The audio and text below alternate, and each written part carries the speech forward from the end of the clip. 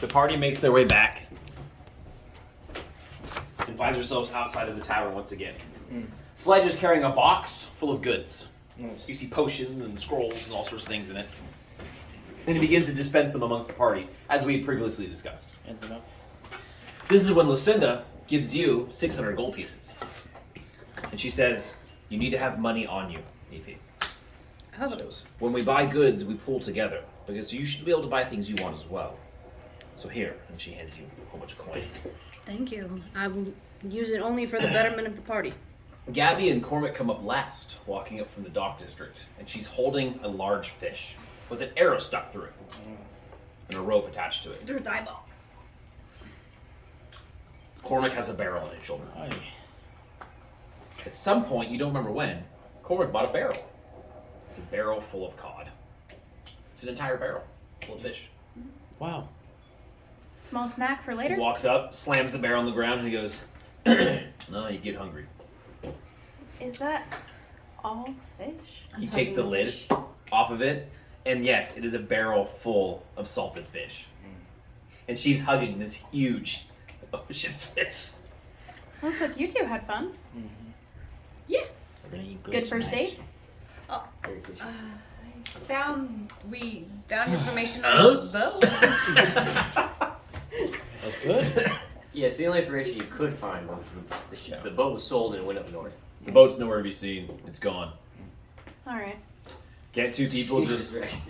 can't two people just kind of like do something together without you immediately thinking that they're like, geez, Tora. That's not even what she said. That's how Cormac I responds. know, Cormac's so defensive. Are you got something to hide, Cormac? Why are you so defensive? You're my sister now. Uh-huh. Which means, under Dark Drop rule, and I don't know if you know about this rule, Okay. but I can hurt you now. Yeah, and I can give as good as I can get. I grew up with all brothers. No, it means I'm allowed to. Bring it, big brother. Or little brother. A little crazy, guys. Don't you think a little bit? We're adventurers. But they're Lucinda's looking back and forth, and they're both like smiling. Yeah. And he goes, "That's it. I'm doing it. I'm telling on you." I jokingly smack him in the shoulder. It's like hitting a tree. I know. I'm like, what? He goes, "I am writing a strongly worded letter to my brother because my sister's being mean to me." That's your boss. And he like folds his arms, obviously playing into the joke. Yeah. Here, have a fish. Throws a fish at you.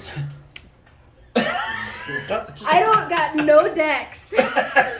Either You catch a slimy, salted fish directly to the chest. You're buying me a new dress.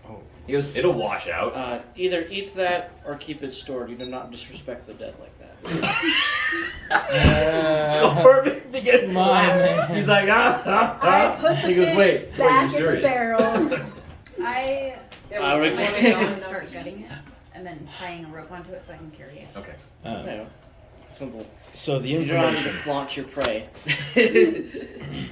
Sybil starts cutting right to the Now I point. stink like fish. The information that Sybil's we have talking. gotten is that we need to go talk to Petre. He lives up in the High District, He lives in the Merchant District. or in the Merchant District, in a single thin stone purple tower. Well, that should be easy enough to find, Lucinda says. Let's go. Everyone got what they need. Yes, I think we're all ready. Jeez, Tora, could you please take care of yourself? You smell like fish. She smiles and walks away. As Gabby was like, just Oh. like, Gabby smells like a The, fish. the Guys. urge to lightning bug Cormac right now. That's like someone messes with you, so you want to block him really. I mean, if I punch him, I only hurt myself. So I got You'll nothing else. survive, but that's pretty mean. Like, Well, she said the urge. She's not going to I do didn't it. do it. It's like taking a I mean, taser to your for foot. for LOLs, we could say that her fingers like spark for a second, There you but go. she's like you need something like spells Just like you just do like one lightning big damage. sigh, right? Yeah. Wizards have the innate ability of like Oh, that's what you should make. purifying You should make a themselves, taser or is spell. that? They can use prestidigitation or Yeah, like a so- cantrip. If she in had it. The way we're just Yeah, saying I it is don't there's literally a have it. spell called cantrip, and it lets Yeah. you do all those kinds of Yeah. things. She would have Yeah. No, It's I something she should learn. Oh man. Tora doesn't have it though. Tora is all storm based. No, but I will give me like 2 minutes and I can go change so I don't smell like somebody's dinner. Lucinda nods. You have 2 minutes. I go change real fast. Probably come out Gabby like doesn't still give two lacing my shits what she corset. smells like. No. No. Gabby's You spend a few moments, the party does, all standing together just waiting, and she comes back out, she's like tying her corset, you know, because as Tora's always dressed very, well, she likes her corsets.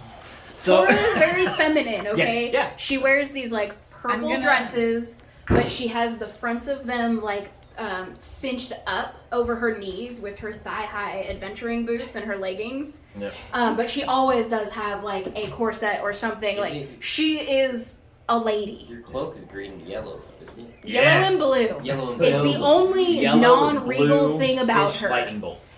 It's the only non-regal thing about her. I'd say it's pretty regal. I mean, It's pretty fucking dope, though. Lucinda looks at Fledge as you come back out Yeah. and goes, "You would have liked the man we just met. He had a fondness for all I things Crawley." I know. I know. When Sybil came in, I thought I could catch the scent of a water beetle. Oh yeah, He must have had a few of those. When He it was home. definitely. He was preserving the dead. Oh, good practice. They should all be documented, especially since nowadays with all the pushing they're doing into Schultz, some of them are forced to. Lucinda's walking. We and should as you get start, going. as Fledge begins to do his little thing, Yeah. you hear her under her breath go, "What did I do?" And she just keeps walking. I want to go talk to this thing. No, Fledge, no. He. Can you imagine just like walking in the like home and then going That dude feels like just like that like I don't know, like some movies where the like focuses on like different parts of the That would be the thing if it was more comedic, where you turn into a mantis and you'd be like, impale this fucker and That's so good. But we're controllers ourselves here. So are we going as a We're full not party? members. Come on Yes. now. Okay. Yeah. Yep. The party has gathered again and is whole once again and is heading towards the Merchant District. I take the clothing that smells like fish and I shove them in Cormac's bag. Oh. He doesn't notice. Should I change? Feeling a little like, wait, Well, do see, I smell like fish? I mean, if you want Fledge to give you a tip, we're around Shoal. It's a sweaty jungle land. You guys are all gonna smell like fish in 5 minutes, no matter what you do. That's pretty much true. Like you guys, we all stink right now already. The whole place smells so much like fish. Yeah. The only reason she changes is because she could smell it. She Well, smells it's No probably a matter- slime fish. No stuff. matter where you are in the city, you're close to the docks. Yeah. You're all butted up against And the now dock. I'm not slimy. Yeah. No, but Tora made Gabby feel a little self-conscious about hugging a fish, so now Yeah. she's like, oh wait, No, embrace do I it. smell that? Just remember, Tora's always the girly girl. Gabby's not a girly girl. Showing affection to defeated prey. It is not hard to find Petra's Tower. There aren't many purple towers anywhere in the world. Purple's rare. You find that the Merchant District is a lot more like clustered and tight. It's actually set up on a hill on like the left side if you're coming from the ocean of the city, and it's a smaller district, but everything here has more money. Yeah, everything's very nice here. And the reason why this tower is thin is because this tower is actually like a townhouse. It's like butted up to 2 other buildings. And it's not even a round tower, it's more like a square tower that someone has purple washed. The thin layer of some sort of purple coloring. So it's not quite like paint. An open arch provides easy entry into a foyer. So like you can walk right in. You don't walk into the tower first. You walk into this open foyer, and you can see some like beautiful gardens and flowering plants, and bushes that are arranged in an artful way. There's a circular plot. Very beautiful. A nice, serene, calm place. And there's a woman of indeterminate age, and she's tending to the garden. She has very dark eyes.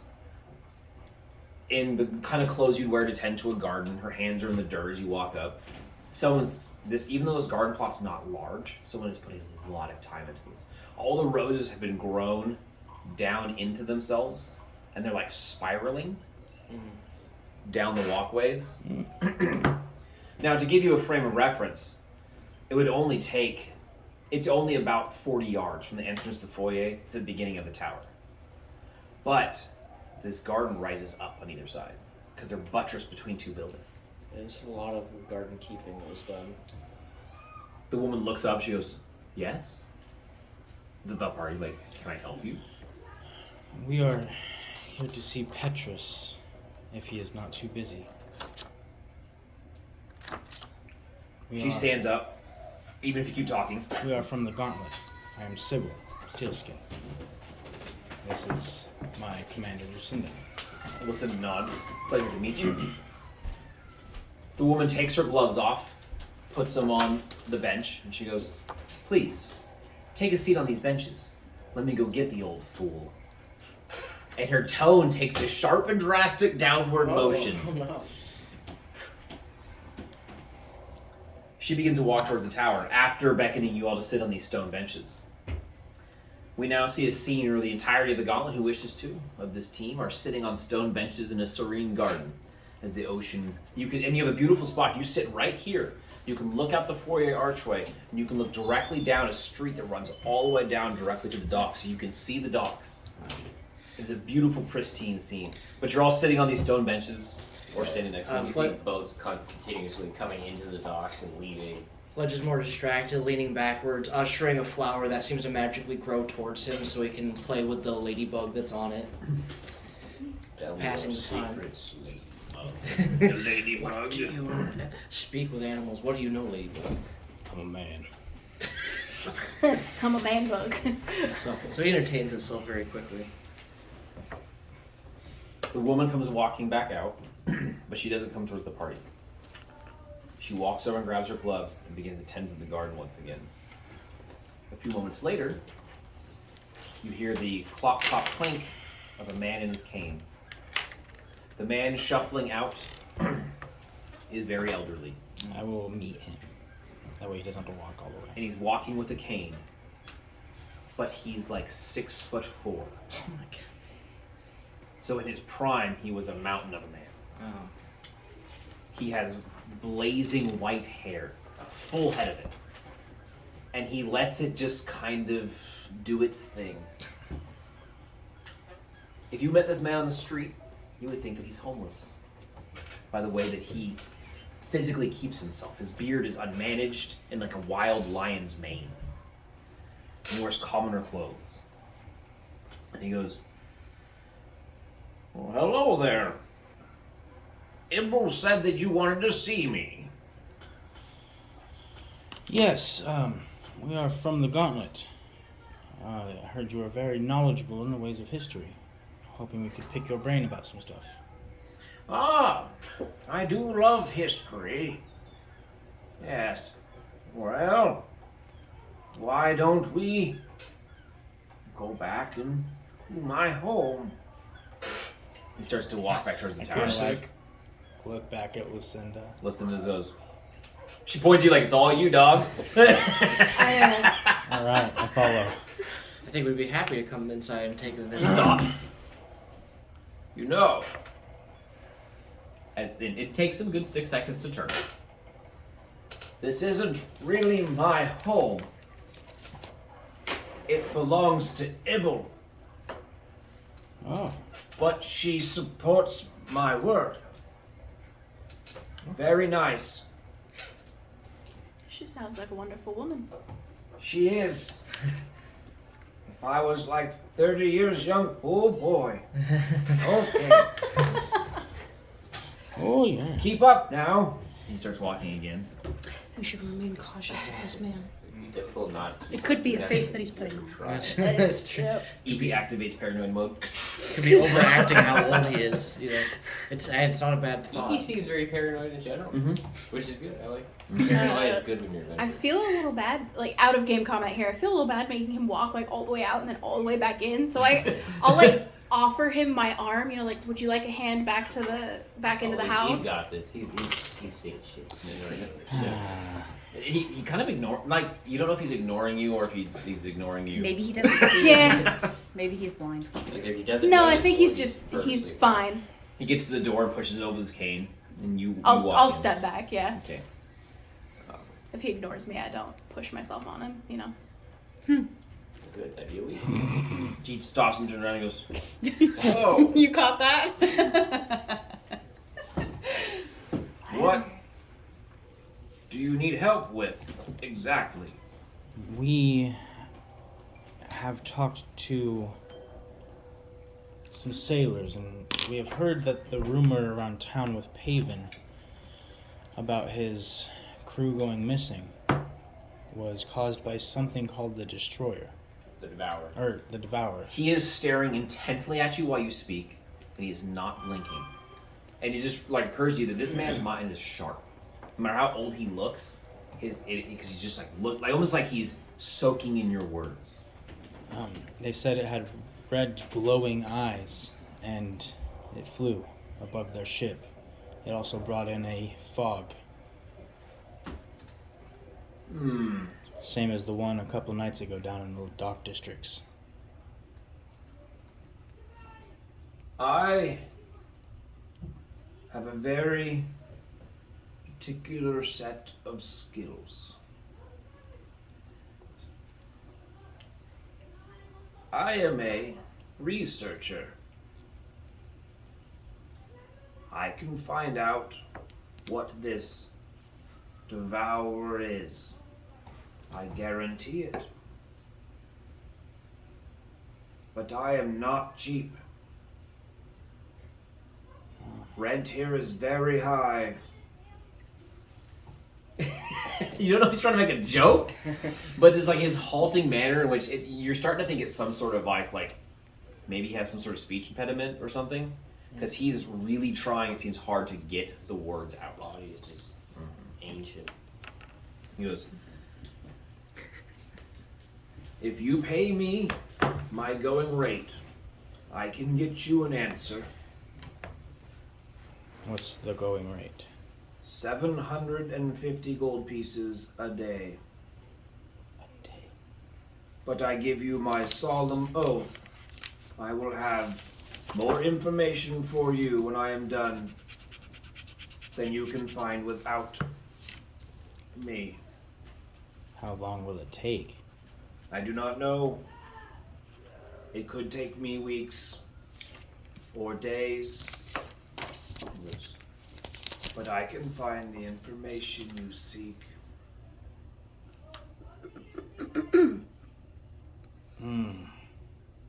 I look back at Lucinda. She's kind of going We this. are She goes, hard pressed for "How do time. we know, all due respect, sir, that we give you the money and nothing happens?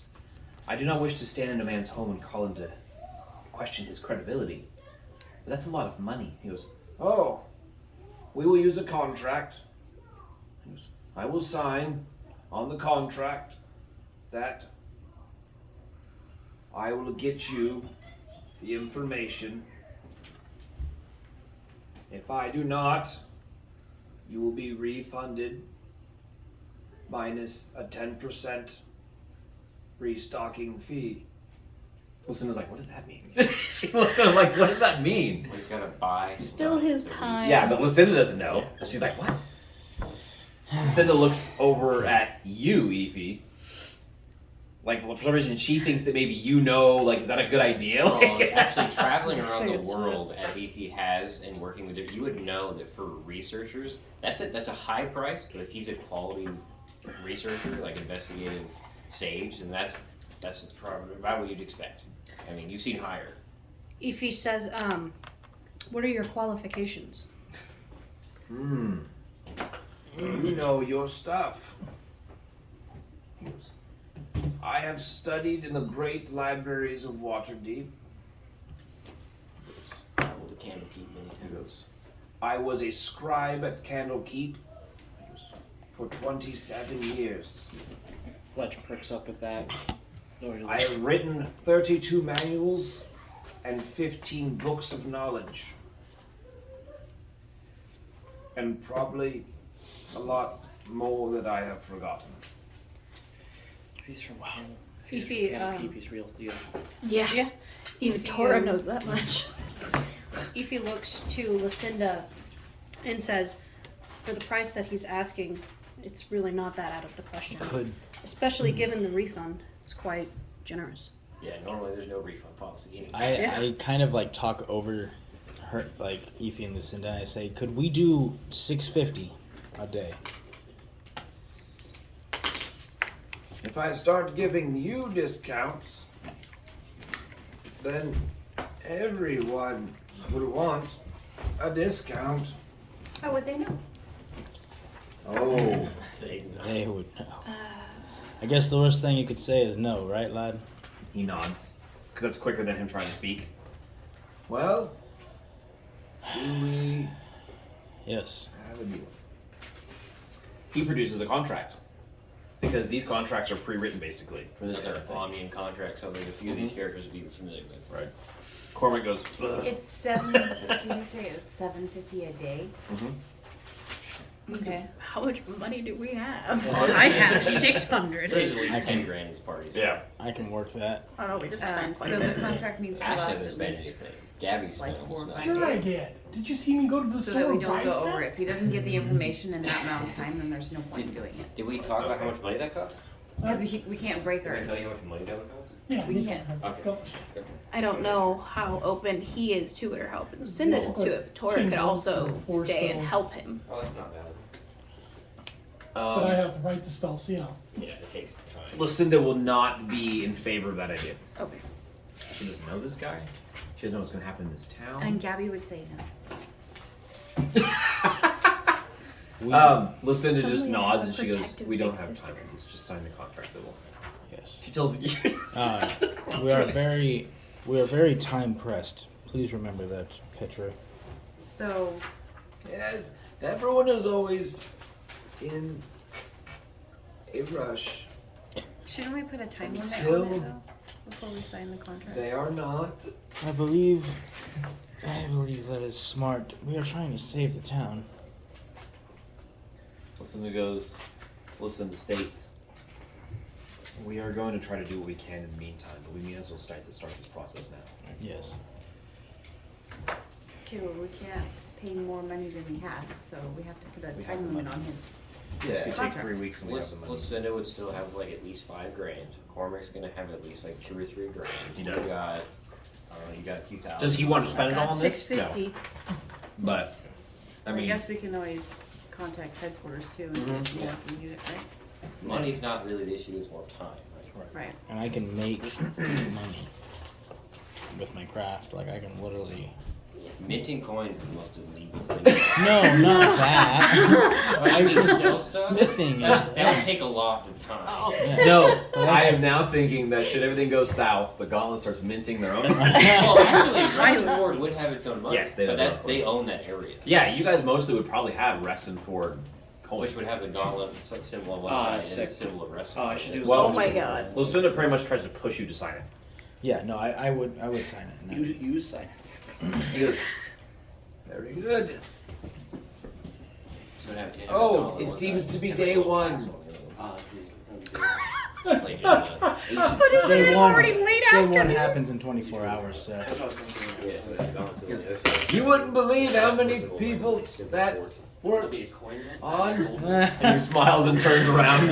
I like this. I like this And lad. he walks. He's a mastermind. He starts walking towards a door to the side, and then you get a peering into possibly how this man does this.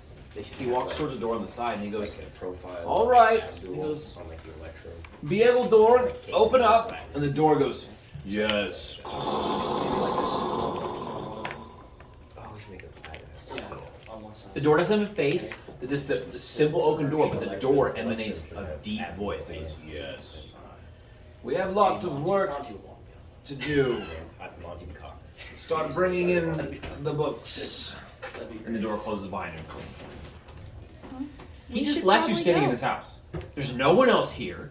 He went inside the room with the talking door, and you're just getting into some person's home. Well, it's not actually his house, but We should. Lucinda, we should go. Yes. Get back to it. Is there a library in town that I could possibly go to? there wouldn't be a library in this town. It's a frontier town. There's lots of sages you can buy The books. library is behind that door. Well, I have some research of my own I'd like to do if it's okay. If we have a little bit of free time while we're waiting for his information. You got a day at least. Lucinda doesn't answer you right away. You guys walk outside. Can always take someone The with woman me who's if guarding that's looks the up and she problem. goes, "He just left you in there, didn't he?" Yes, ma'am. Yes, ma'am. She takes a long sigh. Thank you She again goes, for your hospitality. "If he didn't make so much money, that old codger." What's his going rate for rent here? I believe that is business between him and I. Unless you are interested. That's fair. Yeah. Are you just renting a room? It could be a possibility, but I'll pass. You leave the thin blue tower behind. Lucinda says, "Everyone come here. We seem to have some time. That does not mean that we're simply all going to spread to the wind and get ourselves in trouble. This town does not seem to like adventurers very much. We are not really welcome here."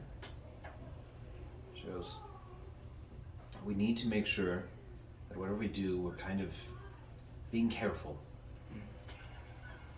So, that being said, no stealing anything." Oh, have you had really bad experience with past party members where they got in trouble all the time? Because I really feel like you're projecting. This is a good start to this discussion. Oh my god. She's pissed. You triggered. Gabby! You straight triggered Lucinda. Lucinda's just staring at me. Sybil. I. Get the fuck out of there. My apologies. She does it. She just looks at you. Well, I mean, nobody in this party has ever done anything to like warrant the like disciplinary action, I suppose. So I'm just genuinely curious if you've had experiences in the past with party members not behaving themselves. Actually, no. It's just that that's what kings would always say. Oh. She nods and she says, "You're right." She says, "But it's still my job to say it." You're right. Forgive me. And she looks back towards the party, and then you see her jaw clench on the left side, and there's a small vein running across the top of the forehead that looks to be pumping. Sorry, reaction roll 20. Yes, critically failed. She looks at the rest of the party. She says, "No stealing. Don't start any fights." She goes, "You represent the gauntlet." She goes, "Just remember where you come from. Do not leave the town." Yes? Yes. Yes, ma'am. Understood. Our base of operations is going to be the first tavern we stayed at. I'd really like to escape this town. Kale's place? She nods. She goes, "I find that inn more inviting. And we built some friendship there." Okay then. Strange as it may be, you have some time to yourself, she says, like almost like she doesn't know how to say that. Tora practically runs for whatever closest stage there is. No, I'm just kidding. I'm just like, Douche. no, I just let her know. I'm like, I'm gonna go to the different stages to try and Gabby's find some books. sulking a little Okay, bit. Nick. Oh no, I'm just saying Remember as soon our as order. people start Sorry. dispersing. Oh no, you're good. I was literally waiting for you to make sure you get what you want to do. He goes to the side of Lucinda Fledge. Is like, Lucinda, if we have this free time though, just I want to make the most of my time to do what I can actually do to help. I can cover a large amount of land very discreetly and very quickly. I could scout out a large area of nearby shoal to look for any trace or any other leads we could possibly find, and I could spot anything Just possible that would be an issue. Not about it. Your character would know the Cholt is actually like hundreds of miles away. Yeah. You're at a dock place that goes to Schult. There's actually They sail to Schult. Oh, okay, so Yeah. there's nothing around us Think of it actually? like being like Brazil and you're in like Spain. Ah, Yeah. okay. You're at that dock port where the English get in, they go to like Africa, and they're like. But I mean, you would also know Well- that this surrounding area, there's like some villages around Well, here. and I guess stuff. scrap Schult. Look for any trace of this blight that we think is happening. Like, 'cause Okay. I can spot it There's from villages 100 miles around away. and stuff. And the reports come from the area. You see Lucinda thinking about it, you see the gears turning. She goes, I'm in my element out there. "I think you are, Fledge." She goes, "But I think only you can do that by yourself. I would be the utmost careful. She I goes, only No one else can Yes. turn into a be or whatever you're gonna do. Exactly. I only think I can do it because I can do it so discreetly as to not raise any issue. She was fine. She was, I don't like it, but I see the reasons. I see your wisdom. Thank you. She goes, just be safe. You're not there to save the day. I know. I'm there to help us know how to better face whatever we might find. And then she almost kind of like, she doesn't like that she's saying yes, so she almost gives this like wave off, like, yes, fine, go do it. Like, I don't want to think about it anymore. Because she realizes that you're right. Man, she's not comfortable with it. Oh yeah. He smiles as a quiet thank you and then turns to go to his thing. Yes, Evie.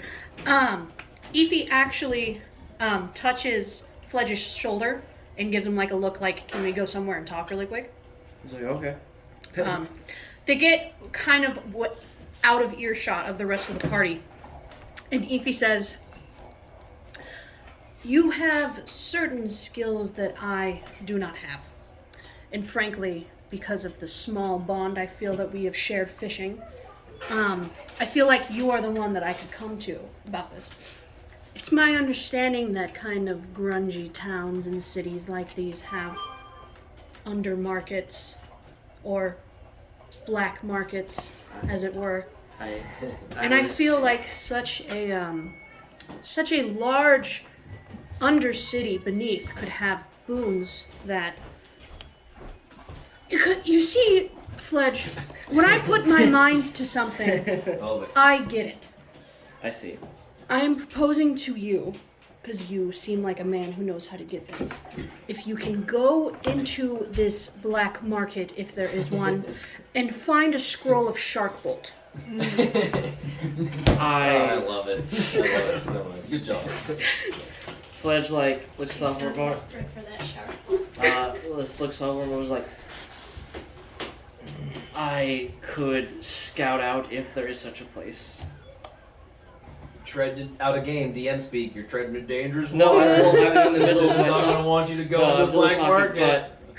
But I have Fledge say, but it is.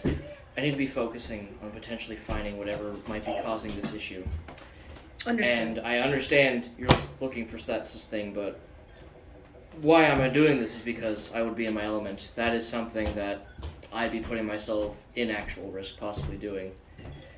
So, I believe you can trust Lucinda enough to bring that matter up. But even if she might say no, don't be scared of her saying no. Because she understands that, and I know for a fact wizards need those sort of things. She might be able to help if she's a rogue. Yeah. And she, I believe herself... He has 5 levels of rogue. Yeah, she's a higher level rogue. Yeah. She's like level 9 or 10 Yeah. or something. She would be better at this city stuff that you're talking about. Understood. But I appreciate you coming to me for help. Thank you for your It was fun fishing. 8, 9. But really, I must. See, Lucinda's only level 7. I have to go do what I'm good at. Be safe out there. I hope you find shark bolts. I would like to know for a fact, Nick, what bug you turn into first. Well, I get out of the town, and then I go dragonfly, I guess. Okay. Oh no. You don't care. I'll take him outside. Okay. Because you only have time to like explore like one avenue because there's different areas. Yeah, he's basically trying to do the best. And that's he why can. we're doing this. Well, Go okay. for it. Okay. So, back to the rest of the party. This is all happening at the same time, so no one's losing any time frame in this. You were going to go find sages because you wanted to find books, correct? Yes. We'll get to you in a second. Of course. Sybil? Lucinda, we need to find a forge. She looks at it and she's like, Sybil, I can't let you, Sybil, we barely know each other, she says, looking at her. This is for the betterment of the party. I can't have that shoddy piece of work breaking down. Oh. She kind of like bites her lip for a moment, like she's unsure what to do, and she goes, I mean, I don't think it's that shoddy. She like looks Probably at right. it. I'm probably being more. Like, come on, give her some slack. I'm probably being more harsh on it than I need to be, but I know it's not really attractive looking. And then all of a sudden, like, okay, the leader... that is not what I meant. Like the Lucinda, this, like, stalwart leader, well, and she's kind of, like, touching it, because you have to remember, she's, like, an 18-year-old Did girl. she make it? And she like starts Bristol tapping. Brothers You don't made know. Oh. And she like looks at. No, it was the Bristol Brothers. Yeah, you do know that. And she goes, but it served me pretty well. I mean, I would like one that looked a little nicer. And she's kind of like looking at it. How about we keep that one, and we make a prototype Mark II? Make yourself a charisma check. I passed by 4. Okay. She thinks about it and finally listens and goes, okay, well, we're keeping this one, right? Of course. You know, maybe All right. we won't All even right. have to resize the glove. Yeah. She goes, that's what we're going to do. Okay, let's go, Sybil. Got And it. she just seems like totally gung-ho about it now. So now you're gonna remake her a whole new one. Oh, yeah. You better be careful For a with few your moments- lady friend there. You felt really bad. Like you really hurt her feelings. I did. I actually felt real bad. I was like, fuck. What did I do? I'm sorry. I was like, oh, no. All right, Ash. I'm stuck in a city. I'm not happy. I'm gonna have to find me a place that I can, and I'll get scribe. Okay. Practice describing. You know, I'll get scribe. Maybe it'll take me off that I'm back with all these dumb people around. So I'll just find me a place. Gabby? Probably go back to the inn and get a room. Actually have some alone time. Sulking? Okay. Well, I feels don't bad. usually like Piss off the Question- leader. question authority of any type. Like, I was like ingrained not to, and I don't know why I said it. Right. Like Gabby's like totally beating herself up. Like, what did I do that for? Why would I even? Okay. Yeah. So I'm sulking. Ash goes out to find a place on his own. These timeline events are not happening. Like if I describe his, it doesn't mean you've lost 2 hours. I'm describing each person's path. Ash, you eventually find, kind of on the outskirts of town, an old grain silo that's abandoned. And climbing up to the top, you find a small alcove where you can, in peace, scribe to your heart's content. They're not sweet. Because nobody They're else just. is going to be able to get up here to you without you knowing. An old wooden and metal frame silo, plenty of time to scribe, and a beautiful bird's eye view of the city and the water. You think you found the spot All right. up here. The only thing that is here that's like the only thing that's really bothers you, and maybe it doesn't even bother you, but the only friends you find up here are the seagulls Okay, that's fine. that have made their nests around. And there you make a small little nest of your own to begin your scribing process. Mm-hmm. If you look up the rules for scribing, we can try to see how much scribing you could possibly try to do. I don't know where to find that I think it's probably under the D&G. Scribe scroll. Let's look for it. I will hand you the D&G.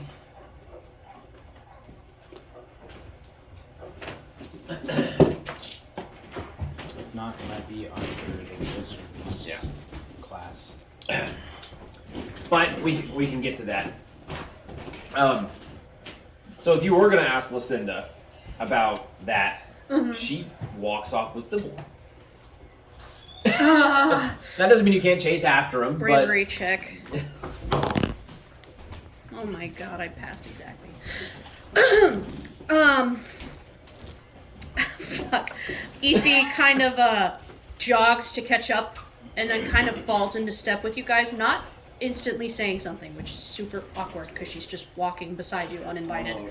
Scratch. So I can definitely. Coming with us, Evie? Oh, I'll be right back. may I have a word with you? Make a relation Listen, with yourself there. it'll only take a moment. Of course. I'll catch up, Sybil. Of course. Find the smithy.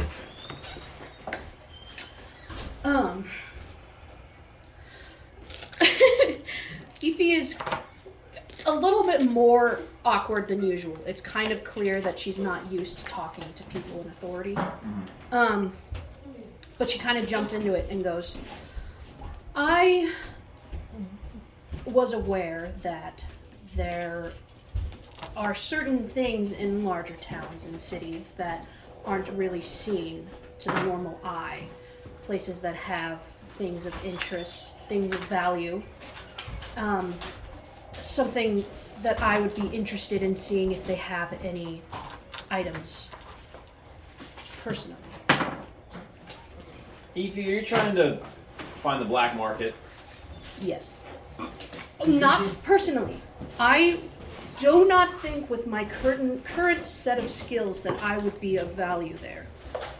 I think that it would be dangerous, but you strike me as a woman who knows your way around a seedy alley. No offense, that was a compliment. Oh, poor Lucinda. Her face, she doesn't respond, but her face goes flat, and she's just like staring at you, and she goes, Strength, cunning, that I would be lacking in. And I was wondering if you have the time, energy, or desire, if you could check this black market. Little I cartoon don't- Tora hands shovel over to Efi. I don't like things to beat me, and this shark bolt has been evading me. And I cannot rest until I have it. And I believe that a covetous spell might be somewhere in that seedy underbelly. This is the DM speaking. Roll the charisma check. I don't like -2. I don't like things beating me. Because Lucinda's had a rough day. I love that. -2 to your. Oh, that's only a fail by 1 though. Yeah. She's thinking about it. She goes, I understand.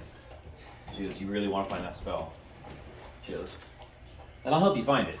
She goes, I'm sure Tor will help you too. We can't do that right now.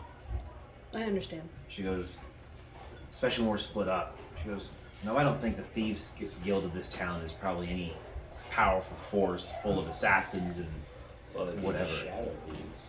She says, but it's just something we shouldn't get involved in right now.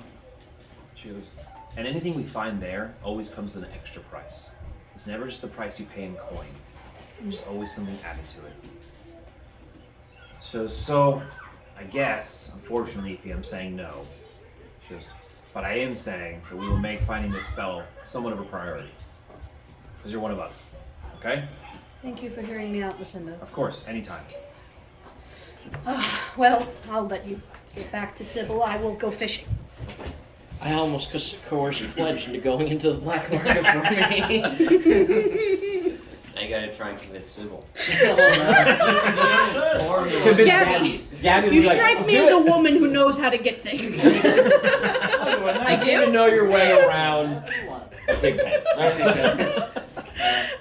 So, Gabby would be like, I do? over to Gabby. I thought I was actually in trouble with the way you were staring at me for a minute, and I'm like, no, that's just Robert doing Lucinda. I'm like, she's probably like death beaming Play Go Efi. I can trust you.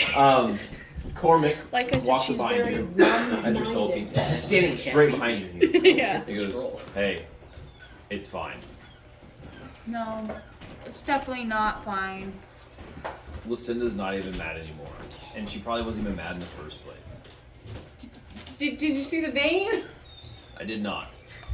She was mad. Really mad. I've seen people mad before. She was very angry. That's what's part of being a leader. I've led my own team. I should not have questioned her. It is healthy to sometimes question. Just because someone's in a position of leadership or authority doesn't mean they're always right. It's the job of a good team to make sure that leaders are on their toes and they're doing the right thing. Yeah, I suppose. If she's going to be a competent leader, which I believe she is, she's going to have to get used to sometimes people asking questions. Just figure out the way you ask your question. That's what's more important. Right. You know, hey, do you want to fish? Or hey, you want to fish or what? Different ways to ask a question. Kind of means different things. I didn't sound like that, did I? No, but it was the only thing I could think of in the moment off the top of my head. It was a bad... whatever. But no, really, you want to go fishing? Oh, you were actually asking. Now I am. Oh yeah. Yeah, sure. I got a couple more rope. He goes, no, we're going to really fish. He goes, we're going to get rods and everything. You cheater. Seems more complicated. He goes, you're just scared because you're not good at it. Challenge. Bet. He goes, well, I don't really have anything to bet. He goes, tell you what though. He goes, if you can catch more fish than me, he goes, before the morning, he goes, I'll,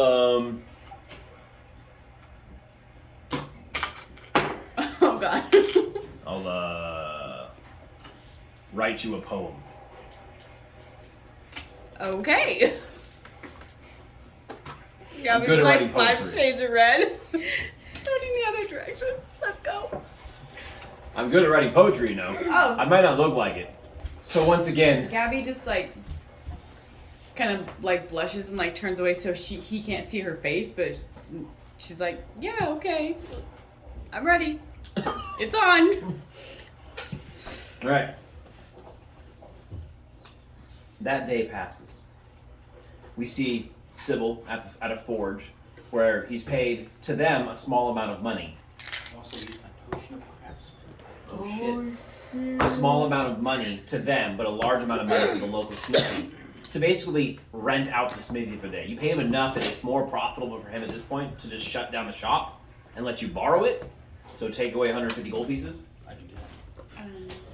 That sounds like a lot of money, because it is. Yeah, that is quite a bit of money. I would like to roll and see who catches the fish. I'm bringing you to that place. And there's no way that Lucinda is going to allow you to do this process without her help. Lucinda is not afraid to strip down to her undershirt and get sweaty in front of a forge and work. But she has no smithing skills. What she does have skills with is things with her hands. Remember, Lucinda is a locksmith. I'll need You know what I'm saying? I'll need your finesse. But try. Now, don't take any offense to this, but try. I've been trying not to Yes, lately with everything. Try not to get in my She way. have very nice finesse. For the hammer. But I'm going to need your finesse. She puts her hands up. She goes, "I won't get in your way." And it's going to be very hot. So let's do this. I slap her on the side and I cast protection fire.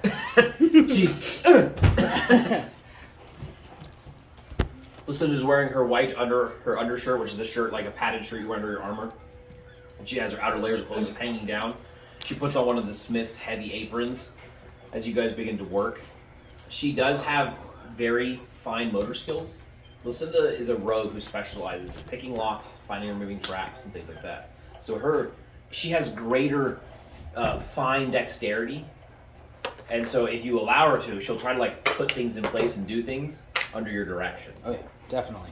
Oh yeah. Is that going to give us like a boost to it at all? Working on the arm. Yeah. Roll your craftsmanship. Actually, I don't think you'd be able to do that in a day. no, but he'll get part of the process done. Actually, no, because she has no skill in it. She did not taking away, but she's not adding either. Okay, good. She can make it look slightly better just because she could like set things in it after it's done. She has longer, thinner fingers than you do, Well, and she can luckily, the make potion of craftsman. craftsman gives me like Here. plus 20. Yeah, it basically guarantees it to be mastercraft quality unless you like epically fail. Yeah. Right. Which means like the smithy explodes or something. Yeah. Right? So While he's rolling this out, Ify, you spend the rest of the evening fishing, right? Yeah. So you're on the dock fishing, not too far. Go ahead. She doesn't talk to them. Okay. She's too Yeah. nervous. They're having their own thing. Yeah. So I was gonna say you're like 30 yards from them, but they're over if I doing their use own fishing. the reroll for the unicorn blade. It's a little awkward. Do I get to pick which one is better, or No. no? You just take the reroll. Okay. Well, I think I'm gonna take the 3. I think that's pretty fucking good. That's really good. That would be a normal mastercraft for you. Yeah, I think that's gonna be really amazing. Meanwhile, at the same time, Ash is up in an old abandoned grain silo where he's basically nesting with a whole bunch of seagulls and learning how to scribe. Tora, these sages are not nice people. No. No, but Tora has etiquette and uses it to her best And advantage. she's really pretty too. What are you trying to get out of these sages? I am looking for books on the plains and on rare monsters found while The adventuring. plains. You know Plane hopping. We're on a plane of existence right now. Yeah, I do. I give you a book on this plane. Well, I want books on other planes. Any of them?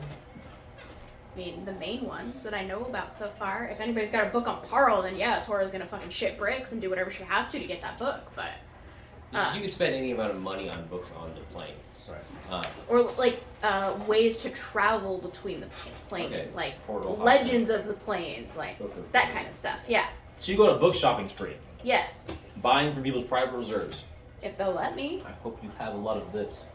I mean, not So- really. I've spent most of it on other stuff. So for 1,500 gold pieces, you can get a full collection of tomes that would basically be like how portals work, how portals manifest in the world, how portals have lifespans, all that kind of thing. It's actually a cheap price. It is Which isn't actually- bad. Which isn't bad. But none of that's on like where they are. It's just how they function. Do you have that kind of money? No. I wish I did. Would you like to borrow that money? You're gonna get kicked out real fast if you don't have any money. They don't want you wasting Yes, I would love to borrow that money from somebody. I just fought you, but you gotta find me. She drained me dry today already. Okay. I know, right? Cormac would have loaned you the money if you need it. Okay. 'Cause you're his sister. I will pay him back. That's fine. And that small scene is when you're walking away, you see him writing something down. He's smiling to himself. And you make a intelligence roll.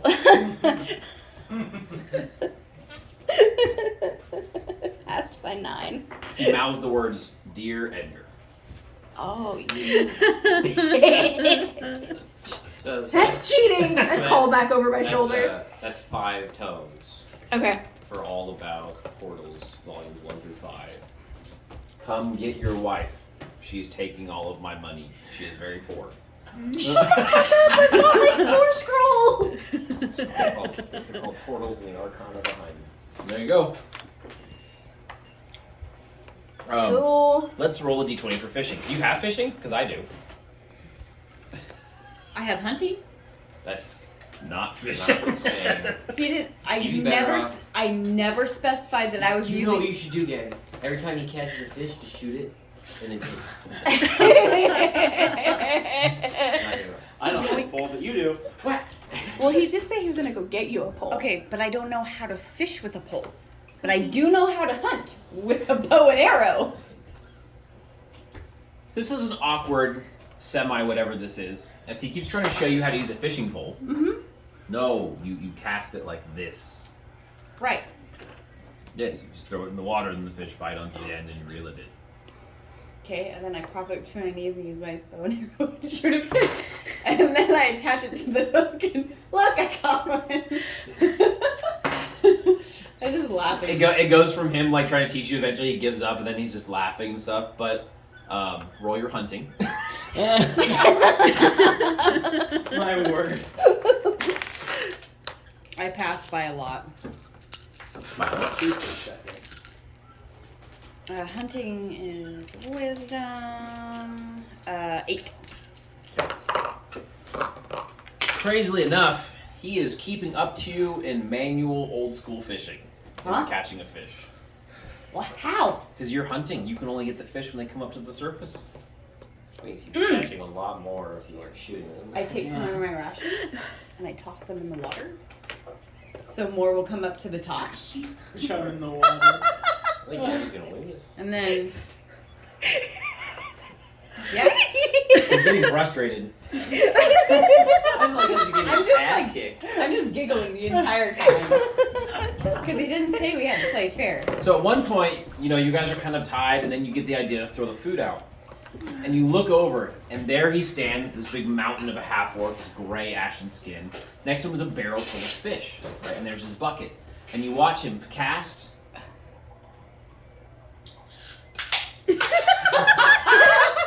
And he pulls a fish out of his barrel That's how of he's fish keeping up. and throws it in the bucket and then keeps fishing. And he goes, "You're doing pretty good." He did not see you see him do that. Gabby wins. That's great. You also said that you couldn't use the barrel of fish. That's great. Wait, how heavy is that barrel? Too heavy for no. What's your strength? She can push it 16. over. Yeah, you can push it over, pick it up. I mean, it's not. It wouldn't be light for you. It's sitting right next to him? Yes, there's Sit left. Okay, right on the so- doors. How many fish do I have in my bucket? 9. And he said if he wins or if I win. You never described what happens if you win. Oh. Or no, wait. Yeah, you did. Yeah, no, if she wins, he writes Her poem. Yeah. But if he wins, we don't know what happens. Left that end open. Oops. 3 alarm. Okay, with the next fish I catch, I chuck it at him. See how fast his reflexes are. Make an attack roll. I'm gonna use the attack roll. Range. First time in a D&D game ever had someone attack the fish? No, whale in a ball. Yeah, but this is a fish. That was a whale. You're right. Semantics. 8. What? How do you do the? So you catch the fish and slap, and then right in the chest with it. Looks and he goes, "What was that for?" You're cheating. No, I'm not. I saw you. He goes, "Look at that over there!" I don't fall for it. Whoosh. And he's just kind of like pointing past you. Now he's so big and so tall that his right foot slides over, and he just tips your bucket into the water. Oh no. He goes, "Oh, look at that! Your fish got away."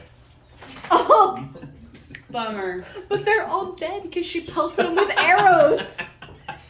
Yeah, there's a lot of blood in there. So do the sharks come up? Dude, no sharks that close. No. You guys are like fighters there just yell about how horrible this is. Just abusing wildlife like this. How could you? He goes, "I hate it when that happens. You know, when you catch one that's still alive and it sits in your bucket, flops around, knocks the bucket in the water. It's terrible.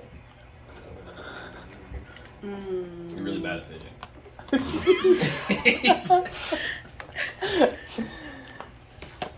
He's just staring at you.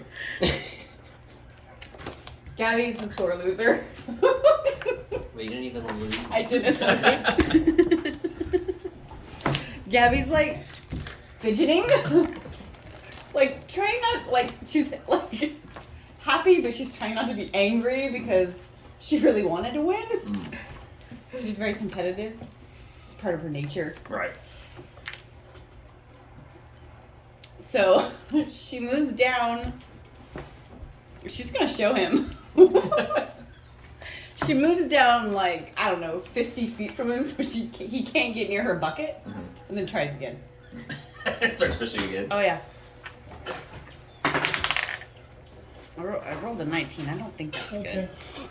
That's very not good. That's really not good. You begin to. Now I'm just frustrated. You begin to fish again, and he walks back over, puts his bucket down, takes his bucket, picks it back up, dumps his bucket into yours, puts it back down. Goes, "Looks like you won."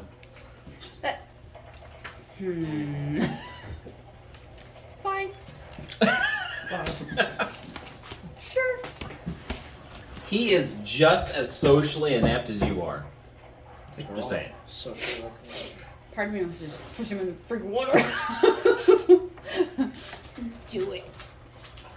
I can't. He's a mountain of a man. There's no way I can push him in the water, even with my 16th strength. Okay. I got it. So, next time, we're having an archery competition.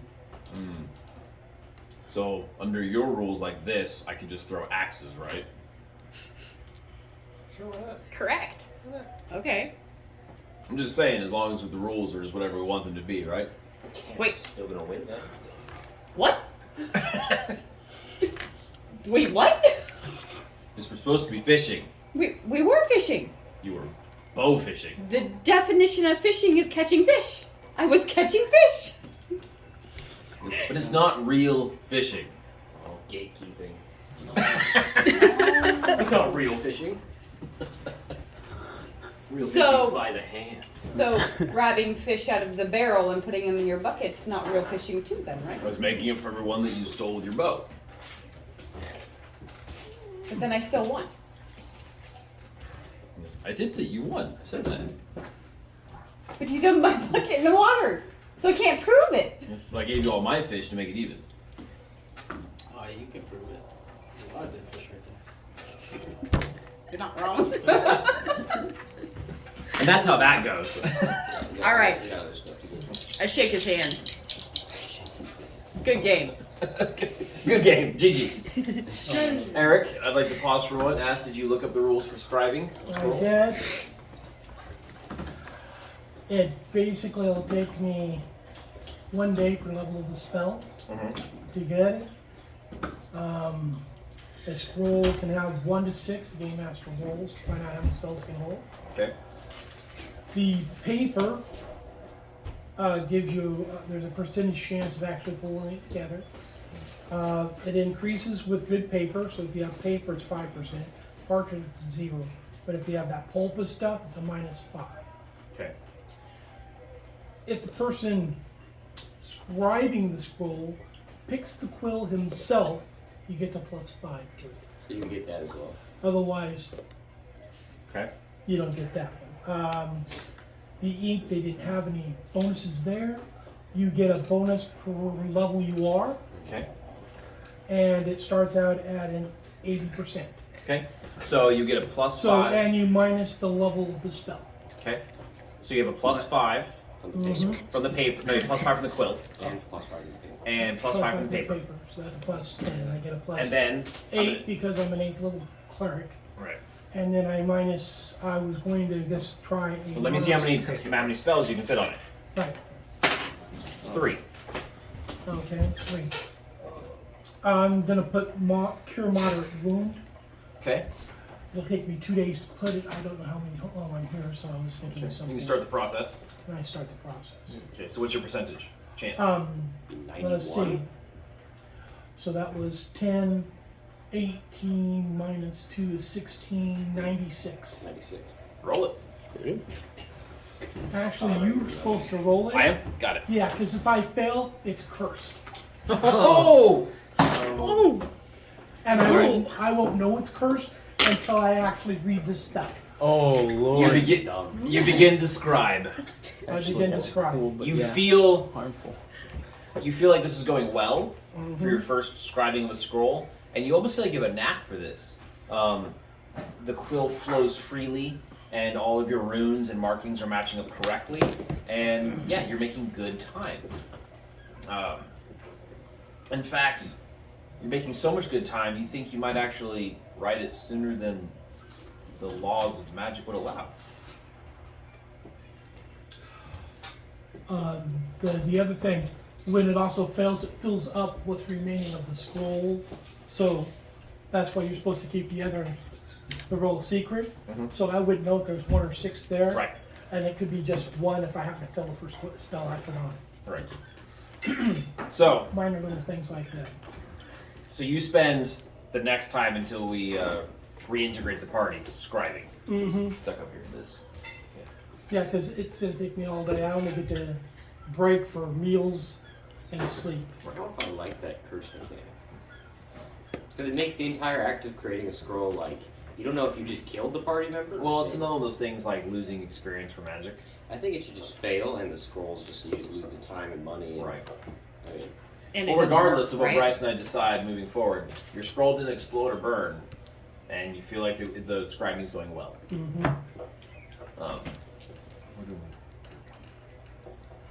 yeah. And Nick will get back that night. It's true. Fletch, rather. And have It just something takes a to- lot of time. The evening sets in. Sybil, you and Lucinda bond and work tirelessly. She has no skill in the ways of smithy, but she understands gears, mechanisms, and things like that because of her job as a locksmith. That's what she did for a living for a long time. I'll teach her as much as I can too, to keep up with it. And what she lacks in skill, she makes up for in her eagerness to work and learn. And she's strong. I also run by her that we could use her old arm as the frame to the new one if we want. That would have to be right before you're done, because if you do it now, she won't have her arm until it's finished. Right. Yeah. She's cool with that, but right now you're just building out a frame. Yeah. You get very far. And in fact, by the time the sun begins to rise, neither of you have slept, and you're exhausted. It's bedtime. You've drank probably 40 gallons of water over the course of the night. Just keep yourself hydrated, because even with the spells, it's just a constant. You're just in the swallows of fire. You spend the rest of the night reading tomes. You hit the jackpot. I also write a Books letter on to portals. Edgar's. Right. Like excited letter about finding these books on portals and stuff. And now there's an altar to my god on the top of this place. Okay. Because that's how I do things. Because it's just like that.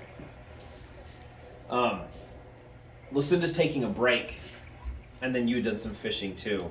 But Lucinda's taking a break outside of the smithy.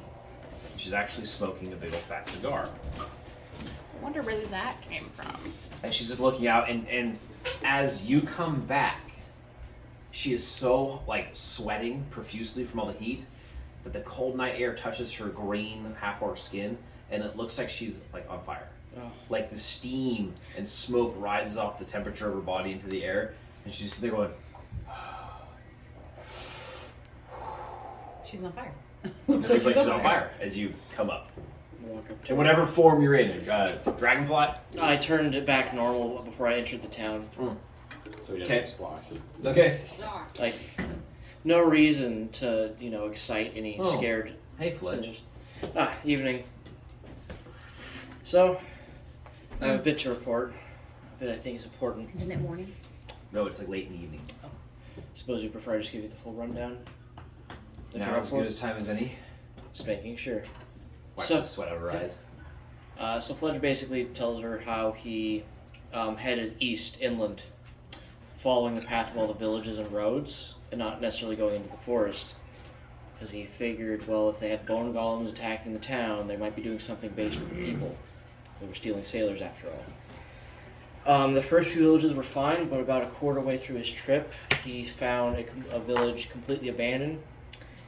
Investigating, there were no bodies of any people. They looked like they were torn out of their homes, like in the middle of dinner, and all the animals were slaughtered by hand by someone with weapons. She's now intently focused on this conversation. And the most important detail is that when he looked around, being as careful as he could be, there was something carved upon one of the walls scratchingly, like on purpose.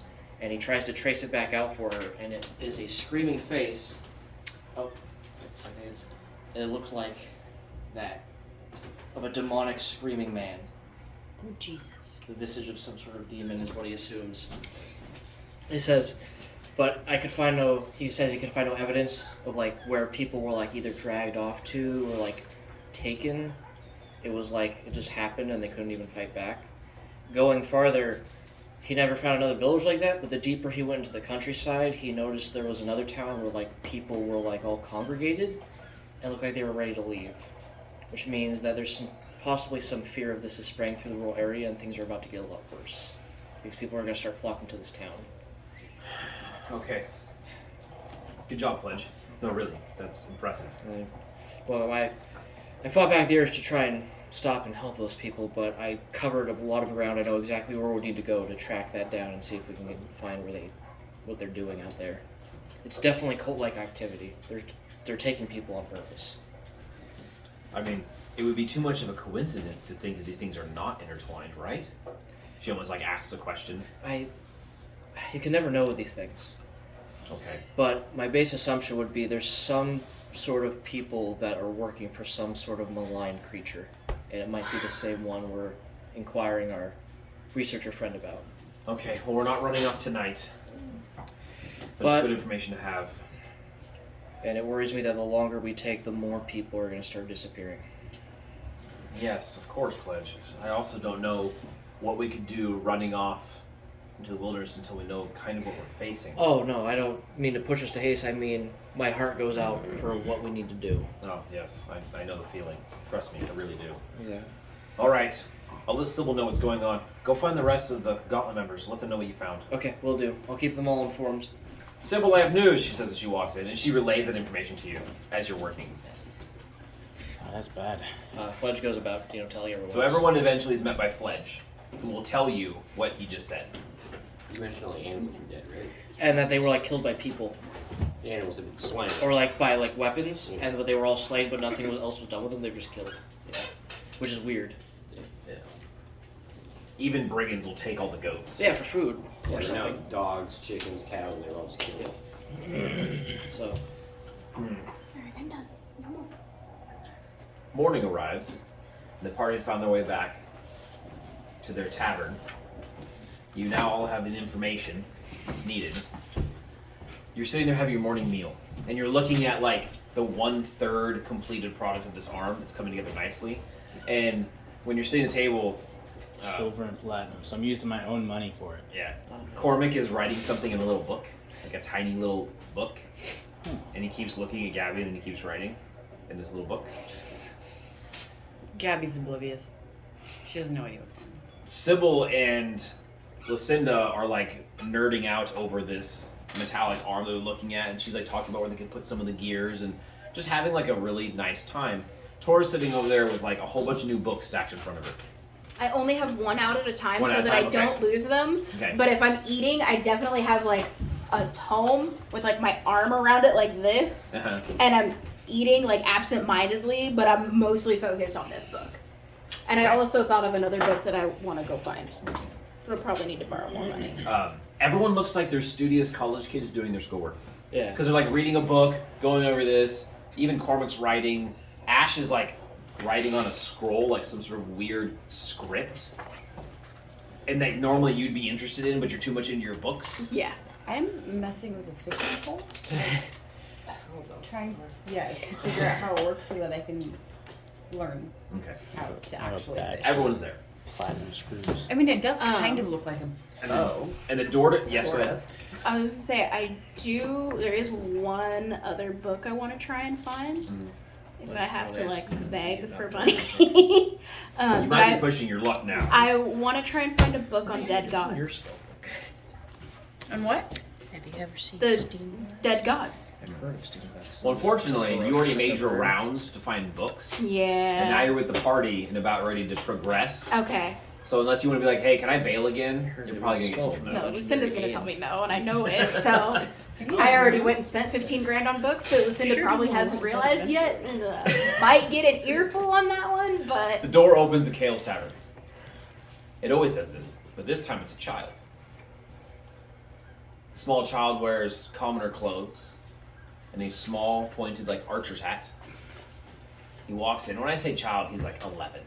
It's a little 11-year-old human child. He walks in, and he's got a large satchel, side satchel hanging from him. And he's looking around, and he goes, oh, and he points. He starts walking towards the party. And he goes, hello, he says as he walks up. hello. He goes, I'm kidding. if he draws her blade, he decapitates the young boy. All right, so he just starts walking, and for being like 11, he walks like a determination in a manner that says this kid is like not. He may be 11, but he obviously has the brain of a wiser person because it's just the way he carries himself. And also, it's really bad form anywhere for people to attack messengers. Oh yeah. Yeah. It is seen as like. As he's walking up, I'm actually pointing out a couple of copper for him. Okay. He goes, you must be, you fit the description, you must be the gauntlet? Yes. The gauntlet. You should have corrected it. Gauntlet. Learn you can. The small child produces a scroll and he goes, I have this for you. And he goes, And I have this here for you go. He goes, oh, thanks. He takes it. Thank you. You have a good rest of your day. Turns around, starts walking out. Isn't that adorable? Be from who Definitely. You want me to check it for traps? Too late now. Who's it from? Did you even look at who it's from? And Sybil's already rolled it open. Like, you want me to check that for traps? He's like, well, we already did. We're all getting paranoid. The kid walks out. He's like, It'd be funny if I was like, boom, and I'd walk out and they'd be like, all right, who the fuck is that? Sybil's impervious to it was a genie. All right, so It was that genie all the years. I swear, kill that gin. Came It's from a- camping. it's Ahren's summoning you. Ah, You mean Petra? Petra. Petra. Sorry. Wonderful. That was quick on his part. And we only have to pay him for what? A day? 2? Day.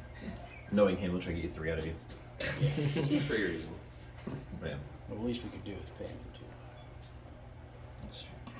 Well, I like Sybil's style. It's very non-Amian. Lucinda goes, well, Sybil's not on you. let's go. we are summoned then. He's She's not. I would tell you that's a bad idea, though. You can tell Lucinda's tired. She has huge bags under her eyes. We're doing everything in -1 right Yeah, now. like they were up all night. They're both functioning in my normal rules. You don't sleep for a whole night. You do everything -1. I know it's not gonna negate their negative, but can I use my herbalism to make like a tea or something that will help perk them up a little Just bit? break out Edgar's nose candy and they'll get going good. I did take a little bit of that, but I don't think we're going to be down for the co-train. Sybil, you want some of Edgar's stuff? No. Lucinda? How do you even She goes, carry no, I'd rather be tired. Let's go. Fair enough. Maybe I can make She something goes, with my I herbs. traveled with Cadis. She goes, I know what it's like to be tired. All the time. Every moment. Yes. of every day? Small detail while we're walking out, Fledge is leaning over to Effie, and after they were at the table, he looked at her spell book and he asked her, "So you know about Aeon, the legendary wizard of the waves? I noticed you have Steam Yes. Blast with you." Aeon. Glorious. No, I'm afraid I don't know him. Not very well. Well, let me tell you, I know a good tale about the things he's accomplished. A rather Hero individual thing. Daggerford. I hear he denied being the god of fish, or something like that. Yes.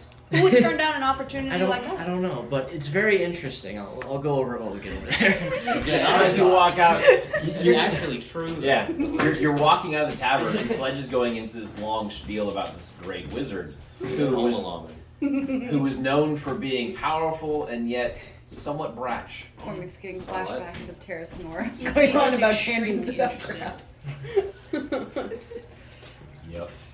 Travel with the heroes of Cormac goes, Daggerford. here. And this huge palm just hands you a piece of paper. He goes, there we go. Probably not, as he's just nerding out about it. Forgot. She's super interesting. There's a lot of in Fledge's tale about this wizard that, like, he was the kind of wizard that would blast first and ask questions never. Oh, Like, So many mystery What? enemies that just got dissolved. like he'd meet someone and just blow them up that's not. and then continue on his Okay, well, way. the story's probably not that way. That's I what like I said. that. Apparently, he greatly worried Kelvin Blackstaff, who thought he was getting too much power for how old he was. He was exceeding all expectations. There's also the time of Lich came through town. Yeah, chasing this Oh, man. He, He didn't do anything for like, what, 10, 20 seconds? I think he was the one who was He the didn't friend. believe you were that dumb. Like, yeah, I brought an astral lich into your city. Could you deal with that really quick? How do you think he was going to react? He didn't believe you. Screams in the background. I didn't help him. He was you reach Petra's home. Well, where he rents. He's sitting out in the garden area. As you walk up, he looks over. Ah, there you are. As you walk up, he goes, I was able to complete the job in a very short amount of time. So, I'll take my 750 gold now. Who has it? Lucinda, Lucinda will have it. can we pay him a little bit extra for expediting it? Tip Yeah, is maybe we gracious. should see what kind of information he gives us first. Yeah, that's Just probably saying. best. See before we tip. I mean, whatever worked. I was expecting it to take like 2 or 3 days. Yeah. So. She goes, Lucinda doesn't see any problem with it. Right. She goes, but So not I- too much. Right. Yeah. She I- hands him 800 gold pieces. You wouldn't even know the difference No. unless they told him. Stack of coins trade hands. And he goes, he has a rolled up reams of paper, and he goes, here you go. He hands it to Sybil. Thank you. I guess this means the contract is complete. Okay. So, this piece of paper is written in a chicken scratch that you can barely understand. He probably wrote this himself. But he's also wrote in all the sides and all like the paper like where he got all this information from. No citation. It's all like cited and stuff like that, but it's not like you're having some struggle reading it. You know, I Box, where does this box go? actually have a spell This is for the next that. page. This is something else. Right. That starts. No, that is it. Okay, so Sybil, do you read out loud? Yes, but I actually have a spell for that first. Okay. I cast Amanuensis on it, Oh, which copies it, but Okay. I can read it then. Okay. It's legible. Because It it'll just be in plain copies text. it verbatim. Yep. Alright. And it's not written by anybody. It's magical writing. So. Sybil begins to read the scroll out loud. At the same time he's doing it, the divine hand of his god is recreating it in his other hand for him in a much more readable way. Speech to text. A mouth. It is used for eating, yes, Of course it is.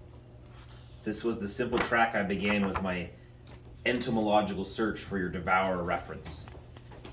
I soon exhausted this line of inquiry. However, finding nothing associated with the words other than a simple meaning with which I began, I was forced to turn to more esoteric searches. After an afternoon of unrelieved study, I finally found a text that made mention of something called the sign of the devourer. I pursued this lead into strange regions of my library. Finally, in a crumbling scroll penned in ages past, I found an ambiguous phrase. The scroll was a treatise on the plane of negative energy, claiming that everything, life, light, and knowledge, is ultimately drawn to the final void of the negative energy plane itself. The phrase that caught my eye was, "And when the devourer is truly one with the final void, all knowledge will be his, and he shall be like unto a god." This reference was unexplained, but it inspired my searches in other specialized texts. In the end, I discovered only these two things. The first is a rendering of what supposedly the sign of the devourer. On the next page, he writes a note. There was no accompanying text. The other item I discovered was a name. There are not many details here, but it seems that well over 2 decades ago, there was a powerful mage named Desi Taiso, who was apparently interested in the sign of the devourer as you are.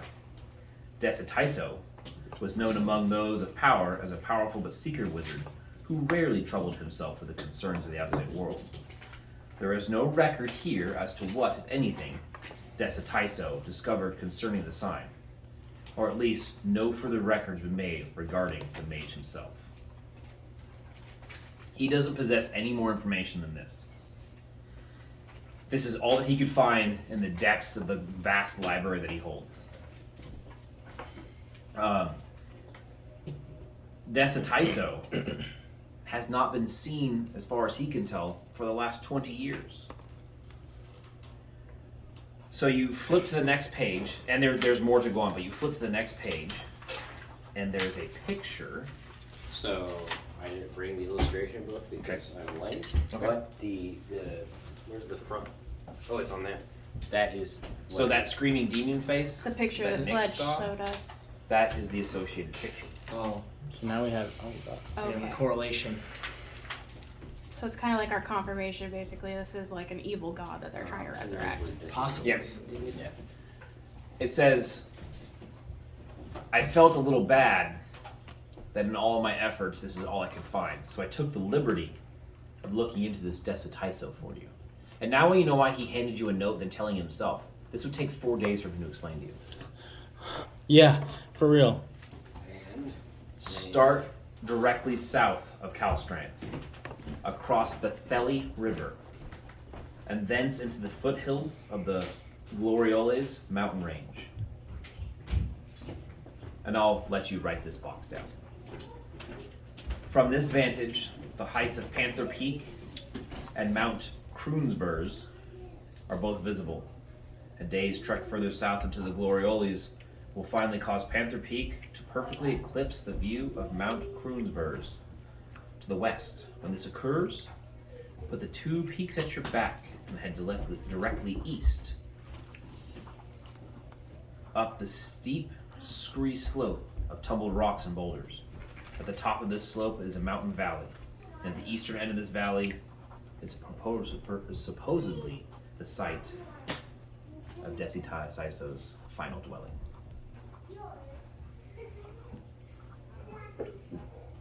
I hope this helps. This is all that I can find. The old man's just like looking at you, smiling while you're reading it. I reach out to shake his hand. Shakes your hand. Thank you very much. I hope that information is helpful. That's very helpful. Very.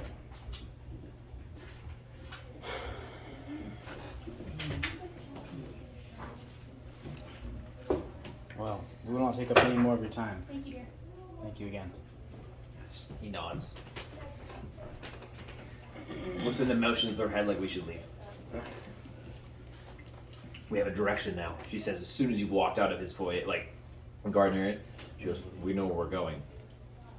And you guys have the notes, so anytime you want to recall like how to get there, like I'll just tell you because that was a lot to write down, but you have it. The only thing I didn't get was how to get to the peaks. Right, basically, you Pretty just much you leave the town, head directly to the mountain range, and if Basically, you we do it just from head the south until the peaks exit line of up. the gate, and you just keep traveling straight. Eventually, one peak, the two tallest peaks, one will eclipse the other. So you're back to that. There'll be a rock face in front of you. You have to scale that, and there's a valley up there. Right. I didn't describe it well. That's perfect. Lucinda says, "It is morning. We've already taken up time. We have supplies. We're going now." We will make haste. She kind of looks across everyone. Good. Let's head out. The party makes their way towards the gate of the town. Ash, you're finally getting to leave the town. Yeah. I'll try and find the fastest path through the forest I can manage. I double check weather for us. Thank you. Cold, clear skies, and more cold. Cool. Our party members leave Kalstrand behind them. Most likely to return at some point. Hopefully, if everything goes well. If things don't go well, maybe you never will return to Kalstrand. Maybe you'll never return to anywhere. We go. Following Petra's advice, you begin to seek out the final resting place or wherever he lives. 20 years is a long time. Of the man known as Desitiso. You're heading towards the Glorioles. The foothills of these mountains are some destination away. It's going to take some time. You can already see these two landmark mountains described in your notes. So it's not like it's weeks away. We're talking about probably days. The air is freezing cold, and the wind makes it worse with the wind chill. But the sky is completely clear and devoid of clouds, and the sun hangs brilliantly in it, like a lantern of... He would have said climb, like scale. I probably would have bought a little bit extra climbing gear. Right, you won't have to climb the mountain itself, but you'll have to climb a steep rock face. Yeah. It's a good idea. Yeah. And a lot of that stuff's already in your guys'. You guys are seasoned adventurers. You had a lot of that gear anyways. You are now going through grasslands. Just cutting straight through these grasslands toward these two mountains. And you can see that they are, like, even at this distance, kind of the rough same size, so it makes sense at a certain vantage point they will eclipse each other. So it all begins to click and make sense. Ify, roll a percentile for me. You got this. Just these two. Oh, can I roll my percentile to learn Wait, that minor globe of invulnerability for when we Didn't rested that Yeah, previous night? Sure. Yeah, it'll just take one day. Want to see it? What's your Did you chance? just Like say 60 something? 70. Oh, 70. Sorry. But I did not. Okay. 13. I You got passed.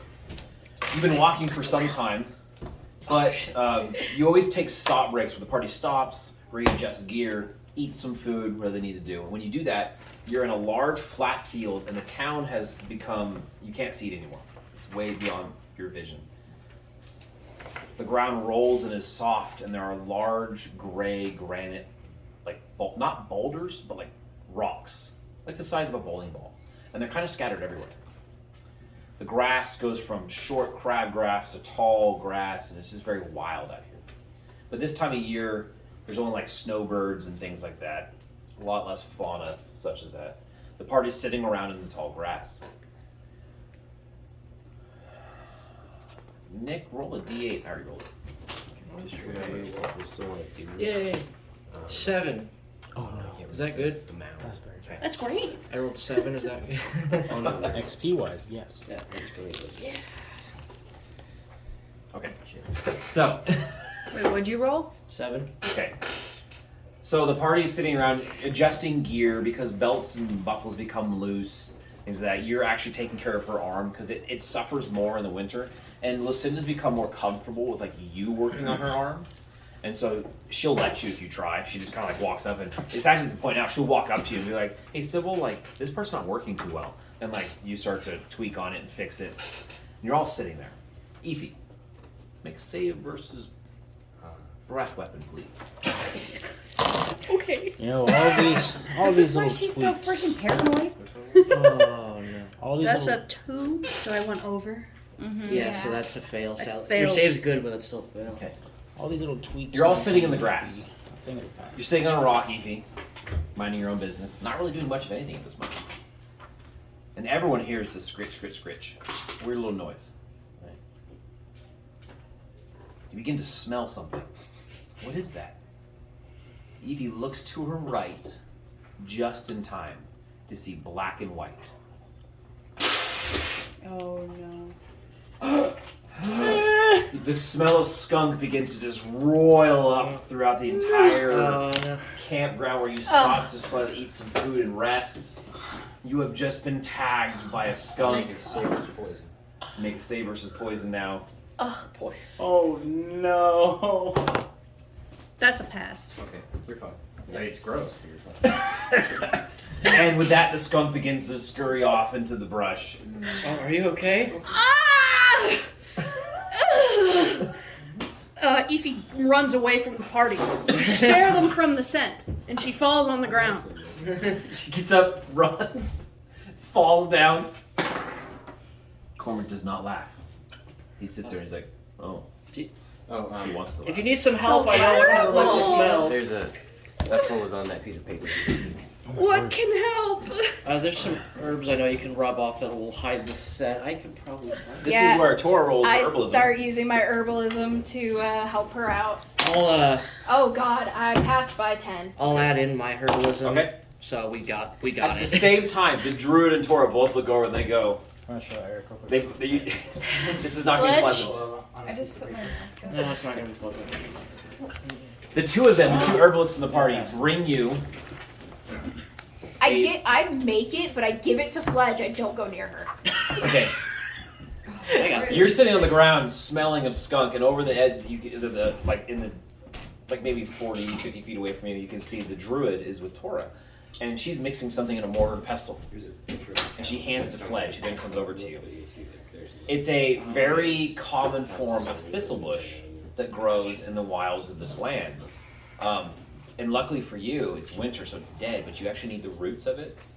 It's easy to find, it's everywhere, so they pulled it and ground it up, but there's a problem with it. This stuff's also antiseptic. It's a numbing agent. So you're gonna lose the skunk smell, and you're also gonna lose feeling in your top layer of your skin. It tells you to put this all over yourself. It's like a thick white paste. Yeah. And just throw away your clothes. And Lucinda yells out, she goes, don't worry, Ify, it's the joy of adventuring. Well, I don't have any spare clothes. I'm doing a I've got an extra dress. this whole time. Like, I can show you how dresses. I can show you how to cinch up the front so you don't get snagged on things. Luckily, I think you're Looks around desperately for any other option. Gabby has. all these boulders just remind me of. Luckily, your Yeah. magical I'm not cloak like- probably would have taken the brunt of it, and that I'm full defensive on the whole part. Okay. I suppose that would be Yeah. very kind, Tora. Well, Gabby said she had regular clothes for you. Oh, I Like didn't travel. hear I mean, that. but if you'd rather have a dress, No. I mean, Let me look at how cute this color is. Well, she uses a double-sided battle axe.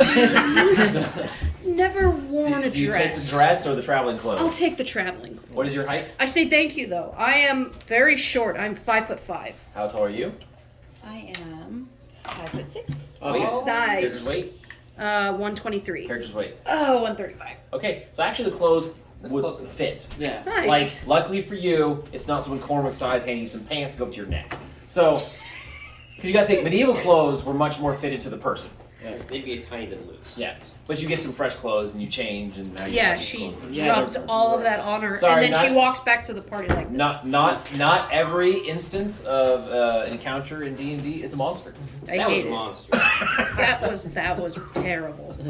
I would have rather taken a fireball. Yeah, there's a skunk on here, but some of the things are super dangerous. You gotta love encounter charts. Skunk, a colony of ants. Dragon. The Baylor. Trask. Oh no. Second encounter chart. What is your level? It doesn't matter. It's the encounter chart. This is Well, after this little segue, you do see that Sybil is like walking in circles around the camp, nervous looking. Maybe not nervous looking, but intent. He's a no. Sybil? This is giant. What? You okay? Yes. Yes. You look tense. Wouldn't you be with all these hill giant ammo? Cormac goes, giants. Oh, We're in their artillery field. I've got a spell that can protect you from those. Yes, so do I. It's called a fucking shield. A shield is not a spell, my friend. It's called a Cormac. Yes, Ash. I'm gonna go over and see if she'll let me take a look. Okay. At the skunk? No, actually at you. And then I sort of, Let the dog in there. thank you. I sort of measured her. Oh. Confused. Can I make a spellcraft check to see what he was doing? Yes, roll He just groped you, so now he knows what size Oh, you I are. passed. I got a 1. Oh, you have to have a I'm critical. a genius. Maddie didn't do anything with spells. No, He saved you taking measurements of your body. I think Ash might be making you new clothes. Thank you, Ash. My favorite color is brown. Is that your favorite smell too?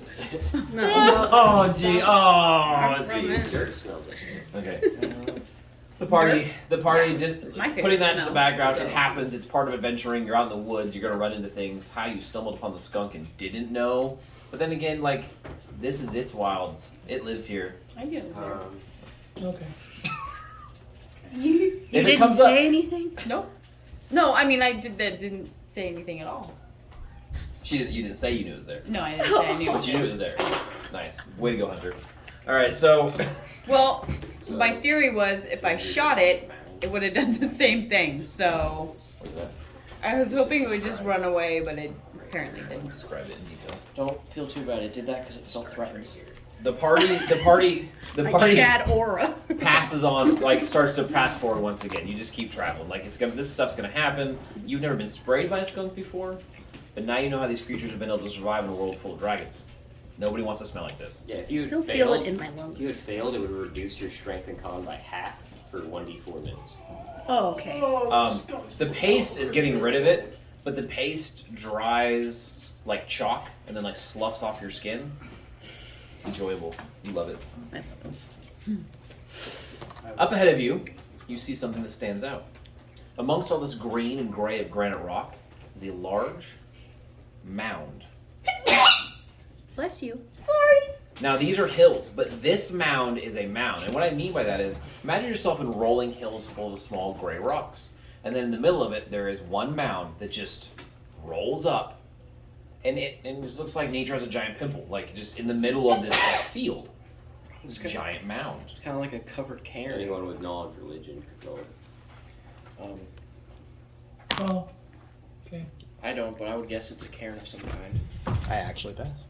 Yeah, it's I passed. it looks like a Probably burial not. mound. Not, Yeah. Nature is not that perfect. The druid can tell you that.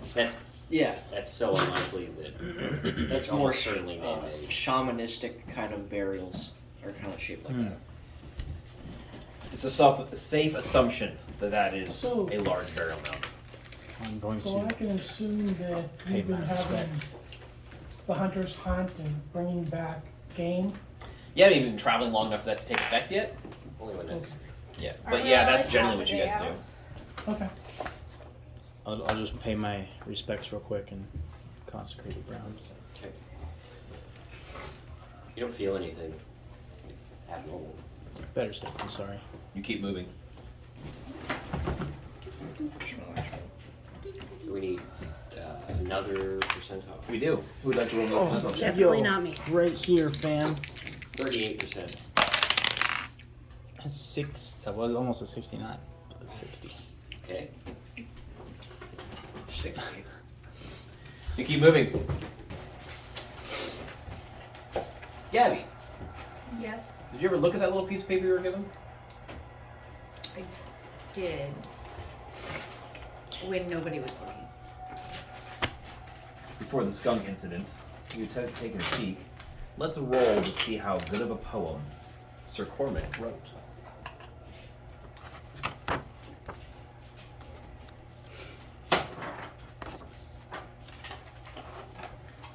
It's the There's a good third of a poem there. And you don't know if he just tried to rush it or if he's not really good at writing. But you're not a poet, and you can tell that it's kind of bad. Okay. It's not like overly lovey. It's either being super sarcastic about you, or it's someone who's not really good at writing poetry trying to convey how cool they think you are. Okay, well, Gab's just confused. That's right, because I keep hitting the other girl. Yeah. He started recording for a minute a long time ago. Oh. Yeah, Barbara did that. Corinna's the 7'5" Amazonian woman. Oh, damn. They're perfect for each other. Exactly. Yo. Thank Barbara for that. But Cormac's really confused because Cormac's... Never mind. That's Cormac's business. Okay. The party continues onwards. The grass gives way to more and more rocky terrain. It seems like before nightfall, you may actually exit the grasslands and enter into the rough foothills. And indeed enough, that's what happens. As night falls, Lucinda is not going to push you through the night in terrain that you don't know, where you can easily be ambushed. She tells the party to set camp. The mountains are closer now, and more imposing. You're actually kind of glad that you don't have to go into those mountains, because that would be a trek. Like, you have to go into them, but you don't have to climb the peak. It's just at the base. Yeah. You can see that in front of you, by probably halfway through the next day, you're going to have somewhat of a slope to climb. A slope, rocky slope. Here, the grass is shorter, there's more weeds. Well, it's winter, but you still see the leftover effect of weeds. And there's more snowfall, because you're slightly, ever so slightly, been going up in elevation. The ground is crunchy with frost by the time you set up camp. The temperature's dropped. Party members have two choices. Cast spells that make you immune to the weather, or sleep close to the fire and keep it going all night. That is how low the temperature is dropping. At some point, it's even safer just to sleep in bedrolls next to the fire than to try to set up tents, because that's how close you have to closer to it. You keep the fire as a basically roaring inferno to produce enough heat to keep the party going. Because you can use spells, but Lucinda, as party leader, strongly discourages the use of spells when you don't need to. If we don't need to rest, It's just my spell list. with a resist cold spell, then we shouldn't use it. Yes, Fletch. Oh, something I'm going to start doing because we're getting into dangerous territory. I'll let Lucinda know first. For night, Fletch has set snares because he was a thief horse. I'm going to, of course, do spider form.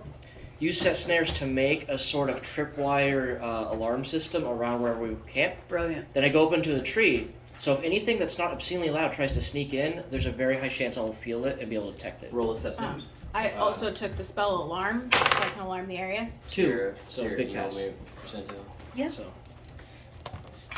I was gonna say Tora has her 42? cloak of displacement, but she also has a regular cloak, like winter cloak, on top of that because she's always fucking cold. Okay. You're all bundled up. You said you rolled a 42? Yeah. Okay. Night passes. The alarm system is never tripped, or your snare is never tripped. And you awaken in the morning. No matter how much you kept the fire going, you awaken cold. Cold. It's just cold. It's a mountainous coastal region. Yeah. So, two things that make things cold: the coast and mountains. And Toro's, Yeah. Toro's frosty embrace. Party packs their gear up, finding their bread and their cheese a little less edible. But the meat's fine. It's almost like it's in a fridge. Yeah, it keeps it a little longer. They pack their gear and their belongings, drying out their boots, putting the fire out, although there's not much for it to catch on fire itself. It's just good form. The party heads off once again. Clouds are moving in, slowly casting over the sky, blanketing it. Rexy, roll a percentile, please. Dangerous country out here. It's bear I would country. love to. Bear. If I had a full set of dice. Just roll that one. This is D20 duck twice. country.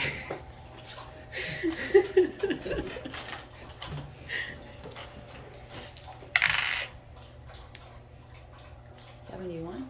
Okay. You keep moving onwards. Slowly the land is ever so slightly beginning to climb, and the rocks become more and more, until eventually now, after many hours of travel, you're walking on just rocks. It's that sloping, it's like gravel and loose rock. Please make dex checks at -4 unless you have mountaineering or you're a rogue with the climb walls ability. And if you are a rogue with climb walls abilities, it's just all of Well, us. yeah, at this point, the travel beyond you can see that it's extremely steep.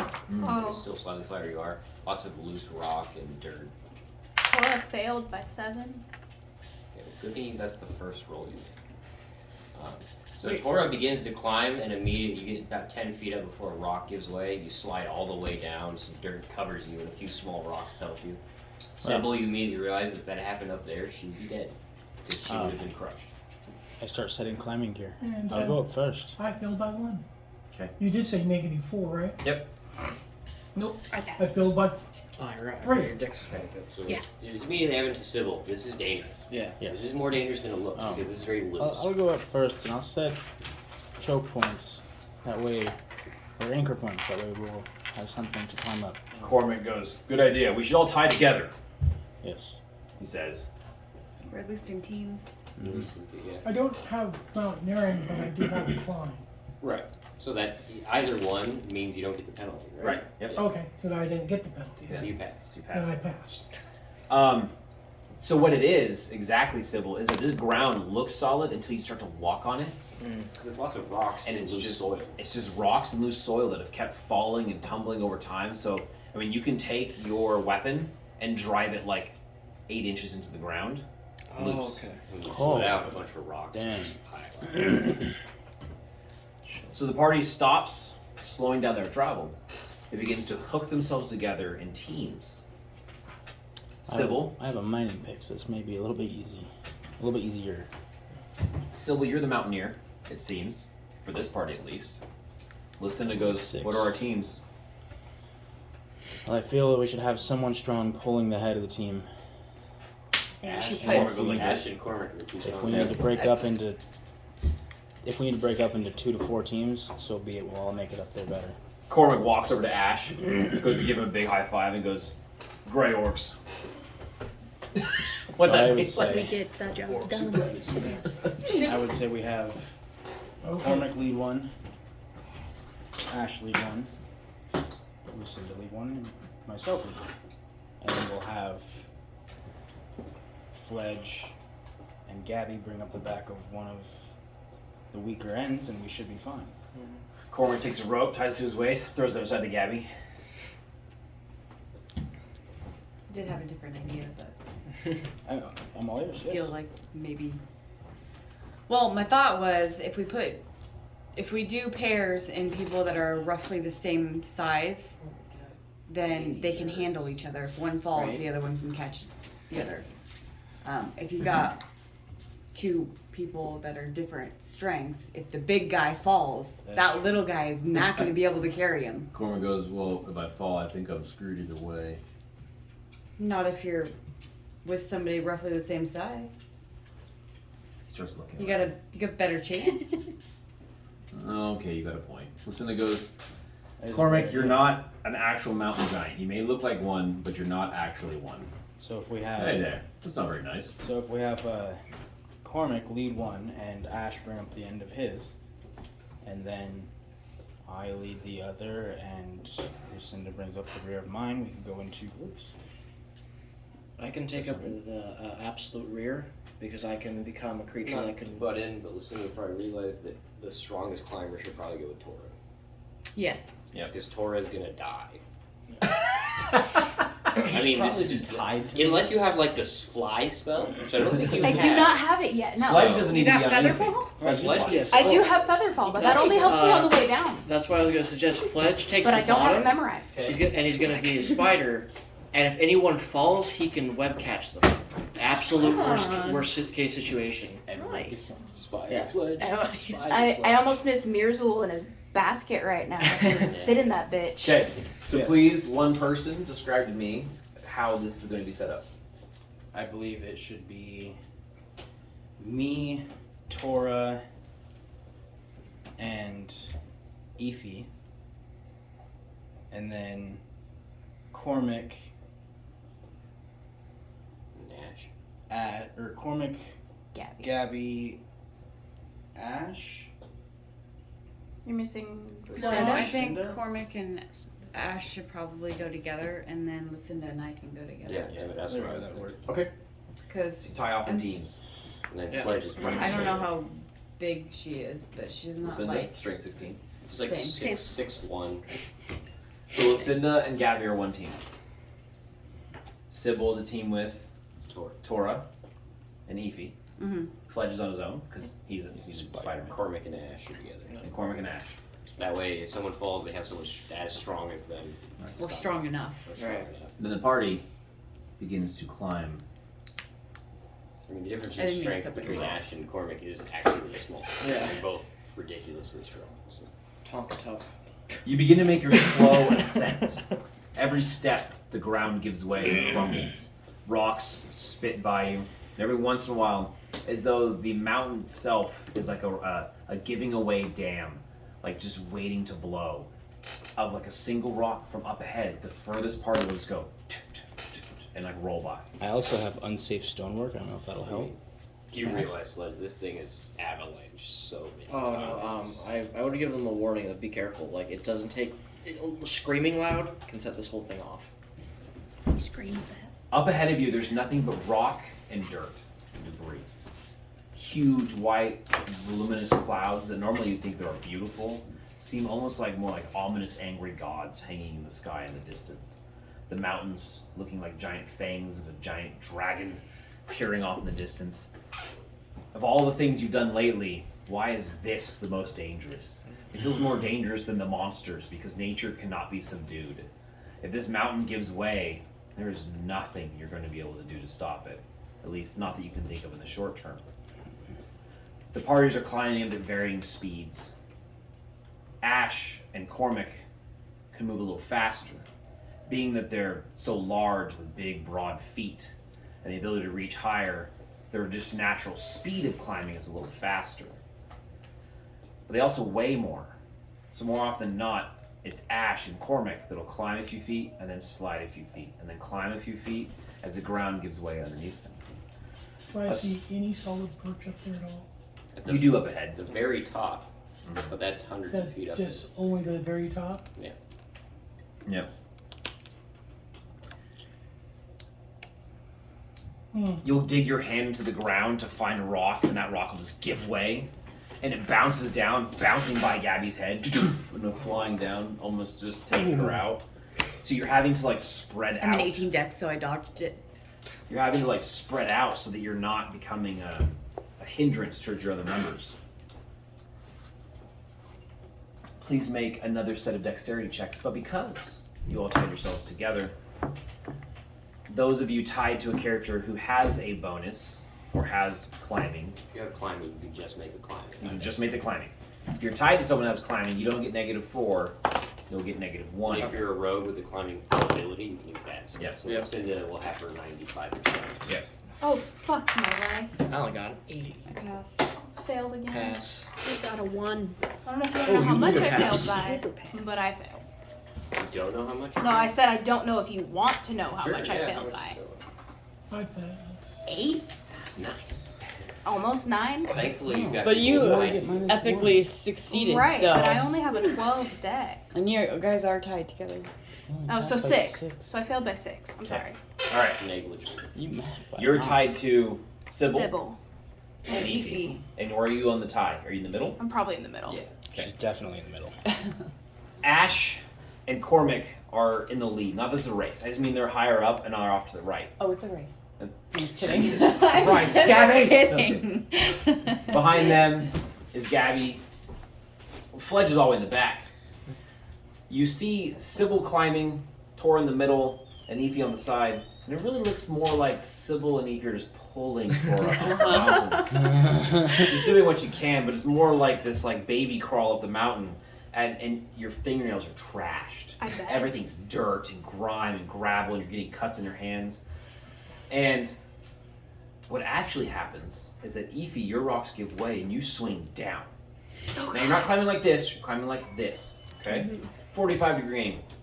You slide down, and when you do, you're jerked off the mountain, just for a moment. When you land back down, all your weight pulls against Sybil. Sybil, make a strength check. Oh. Can I use detect for some unsafe stonework? Maybe try and find something sturdy. Sure. You may. Yep. I passed. Okay, so +3 to your strength. I way past. I have a 17 strength. You dig your hand in the dirt, and you holding on to dirt for just a moment. Take your pick and throw it up and hook it onto a small rock that is actually not just a loose rock in the dirt, and it holds. And everyone goes just for a second. Oh, thank you, Flando. Oh, I'll never question you ever. And you go into the dirt. Now you failed. You all Roll right? percentile. Oh God. Uh-oh. I'm so sorry, guys. 44.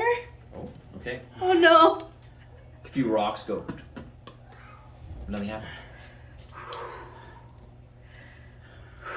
Cormac doesn't yell. He's not that dumb. He's actually pretty smart. He looks back. He goes. He kind of goes, "Are you guys okay?" With the hand I pull out of the dirt. You all begin to climb again. Third checks. Please roll. No. Please roll. You make 3 checks. Can I take a 10? Perfect. I passed that one too. Eventually, they started. You got this. Nope. I failed again. By how much? 2. You guard the big beyond.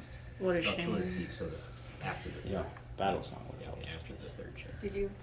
Yeah. Battle's not what felt. I've also got an 18 deck. Who failed? Who do you think, Robert? Only by 2 this time. I'm actually Okay. getting better at climbing. All right. So getting pulled. once again, you're climbing, and she grabs a rock, and it's not like something she can really control. She grabs a rock, and it just pulls right out, bounces down, almost decapitates you, Evie. As this boulder goes, boom. I'm sorry. Roll percentile. I don't wanna. Should I put her on my back? Right? Hey, you couldn't pay me to sit on you right now. You're a fucking spider. 59.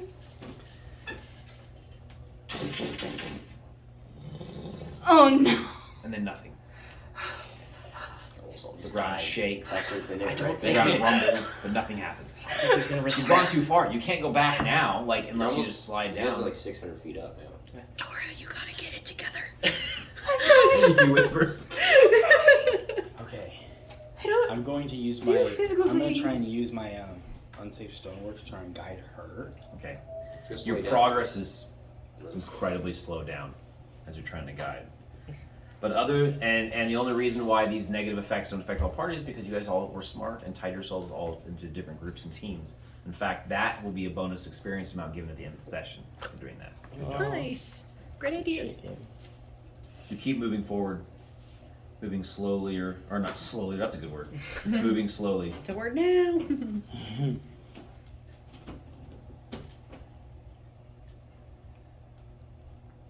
You can see it start to slope down.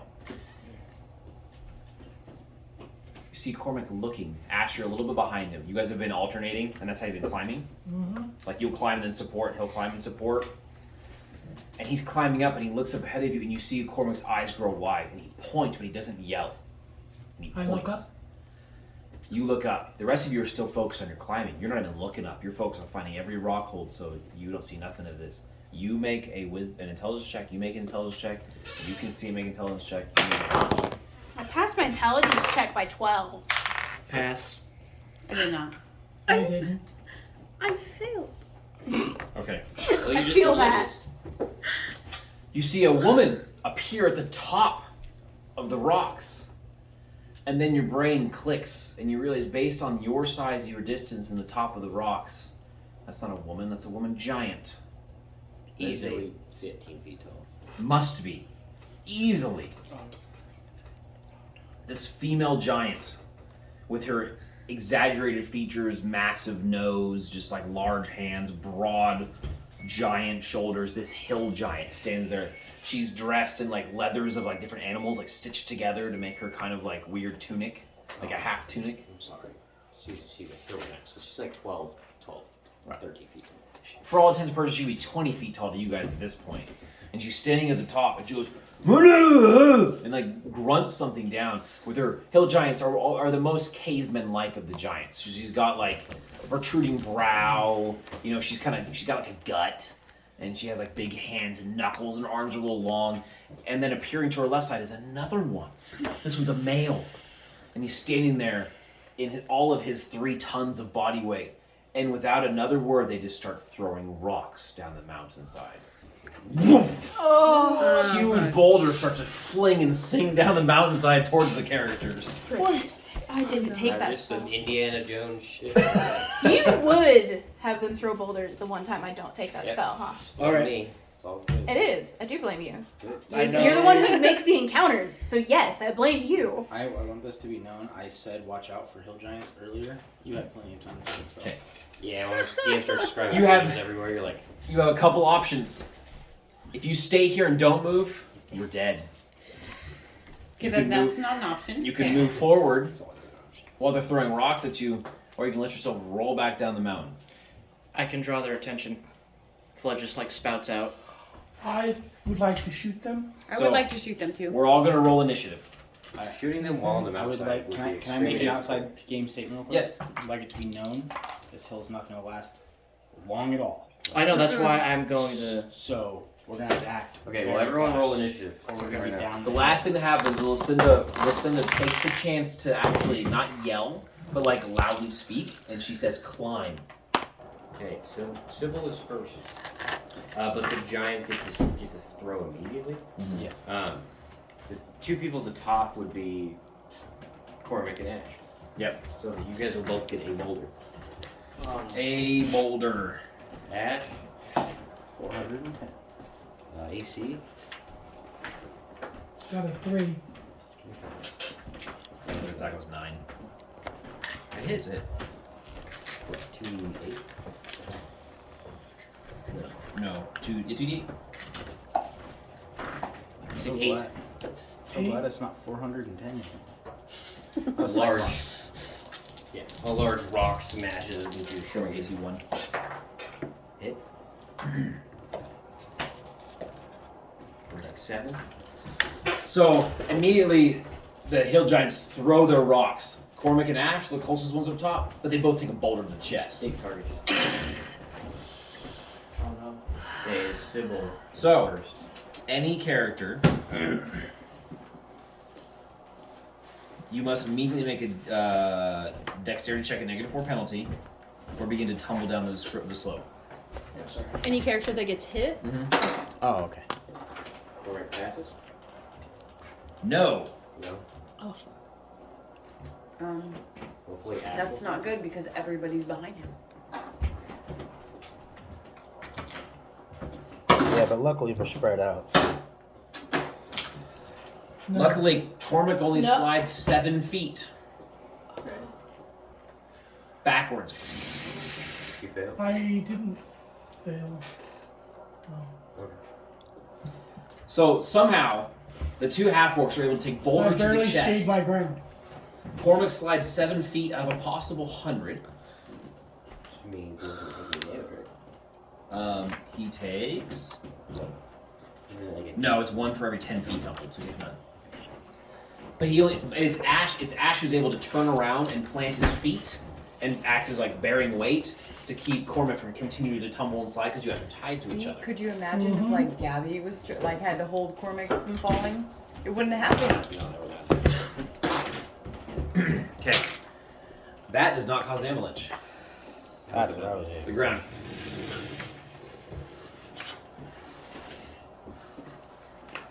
Who is next? Me. I'm just waiting for their thing to be done.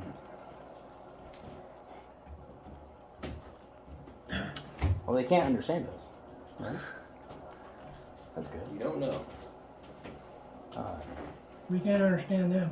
I'm gonna say watch your eyes. I cast Sun Dazzle on both of them.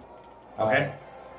This spell can only be cast in full daylight or in the presence of other magics that mimic full daylight, such as sun ray or continual light. Its casting causes small multicolored spheres to appear and dance about, striking the eyes of the targets. The effects match those of the second level spell Blindness for 2d4 rounds. Blinded target suffers -4 attack penalty, and opponents gain a +4 bonus to attack roll, so -4 attack. Okay. AC. Nice. Both of the hill giants fail. You see Sybil he puts his hand towards the sky, right, and utters some prayer that you can't hear from your distance. And like as he described, small blinding orbs like tiny suns appear and like burrow themselves into the hill giant's eyes. 3 rounds. For 3 rounds, the hill giants will now be screaming as they their eyes are on fire basically, blinded and thrashing about. Fudge. All right. You keep moving. Yeah, and I said climb. Fledge, remarking what he said before, where he's going to help distract them, just basically as a spider jumps up and swaps to Wasp and starts fucking upping there. I guess his whole turn would be turning and then getting up You there. don't get up there, next turn you'll be able to act. Okay. At a distance, he's not going to invoke the giant. Imagine the scene of you have a camera on the back of a bee. Yeah. And he's flying up this rock side, past all the other player characters, past Sybil's. He's going, summoning the power of the sun. The hill giants are screaming. Gabby. Yeah. Bee. He's a big bee. He's a good bee. He's a good bee. I'm gonna say this in this scenario, the more stuff you don't do is the more you can climb. I'd like to climb. Okay. Because if you say you just want to climb, Well, I can see that they're distracted, so now's our time to get up to the top, right? they can still attack. They're just at -4 because they're blinded. Which, thank goodness, that they can't hit, because hitting's... Do I need to roll then I was like, to ooh. climb? That makes my AC like Because I'm attached to 16. Lucinda too. Is she next? practically God. Who's next? Does that go? She has 16 or so? You have to hit a 16. Nice. You need to roll, Nice, right? thank goodness. No. No? No, actually, yeah, you need to roll. Just don't get a... You're climbing with Lucinda, so you only get a -1 to your climb check. Oh, I passed by L. Okay. That's good. Yeah. Lucinda and Cormac. Okay. Lucinda's just climbing. And, Rick's probably also just climbing. yeah. I mean, yeah, she passes. So he probably, just barely got in level with me? Yeah, 7 feet. That's about all we can climb, is about 7 he feet. passes. You can climb from like 20 or You guys can climb more than that. You probably can, more than that. yeah. If you guys go flat out, you'll get there first, because you're actually ahead of everyone by 80 feet up the mountain. A round's like a minute, so if you're just going fast, you can probably... That's all Comer does in his turn. Once you brace you, and as he passes you by, because it's his turn to move, he's like, brother, because you helped him, he knows you would have tumbled down the mountain if you would have planted your feet. Ash, you're a deck. We've got this. We can win the day. Well, out of game, you guys need to get up there while they're still blind. Yeah. Avalanche. Okay. I have run as a skill, Yeah. so I'll haul a pass up this hill. Okay. And It's going to make you a little faster climbing, but it's not the same effect. as soon as I get up to 20 feet struck in a row, I'll do a leap. I leap. But you can't leap any farther than you're tied to Corbin. We definitely need that. True, so I guess it all depends on my lead, huh? Shit. Yeah. And he I'm he did gonna cast bypass me concentration by a right bit, right? Right. So what's So going to happen when is you you're get going to up run there, up, leap, and then you're I'm not going focused to on get trying to far distract enough I'm to going cross. to. It'll give us. The rope's going to be taut between the two of us. Time. So, and that, and what is there to leap off of? I'll allow you to make a dex check to try, but you're going to have some severe negatives, and failure will be catastrophic. Because jumping on a mountainside, saving throws. Well, if it was a solid mountainside, I'd have to do that. but it's not. No, So, okay, so it's fine. really just up to you. I'm allowing it with negatives, and Now I'll just run up okay, past McCormick. okay. McCormick. McCormick. Both Cormac and Ash are close up. Next round to be able to get up. Yeah, you guys will get there next round. Okay, it is the Giants. I hope not. They can't see, but they hear movement. You turn into a giant wasp, but are now 20 feet away from them. So one of them throws a rock in your general direction. Okay. That's actually good. Hopefully, And you we're miss sailing this, off 'cause the there's a cliff. -4. What's your AC? My AC as a giant wasp is, I think, about 3. Okay, misses. And he'll throw So it one actually tree is for worse. me. 5, 6. Ash. I miss.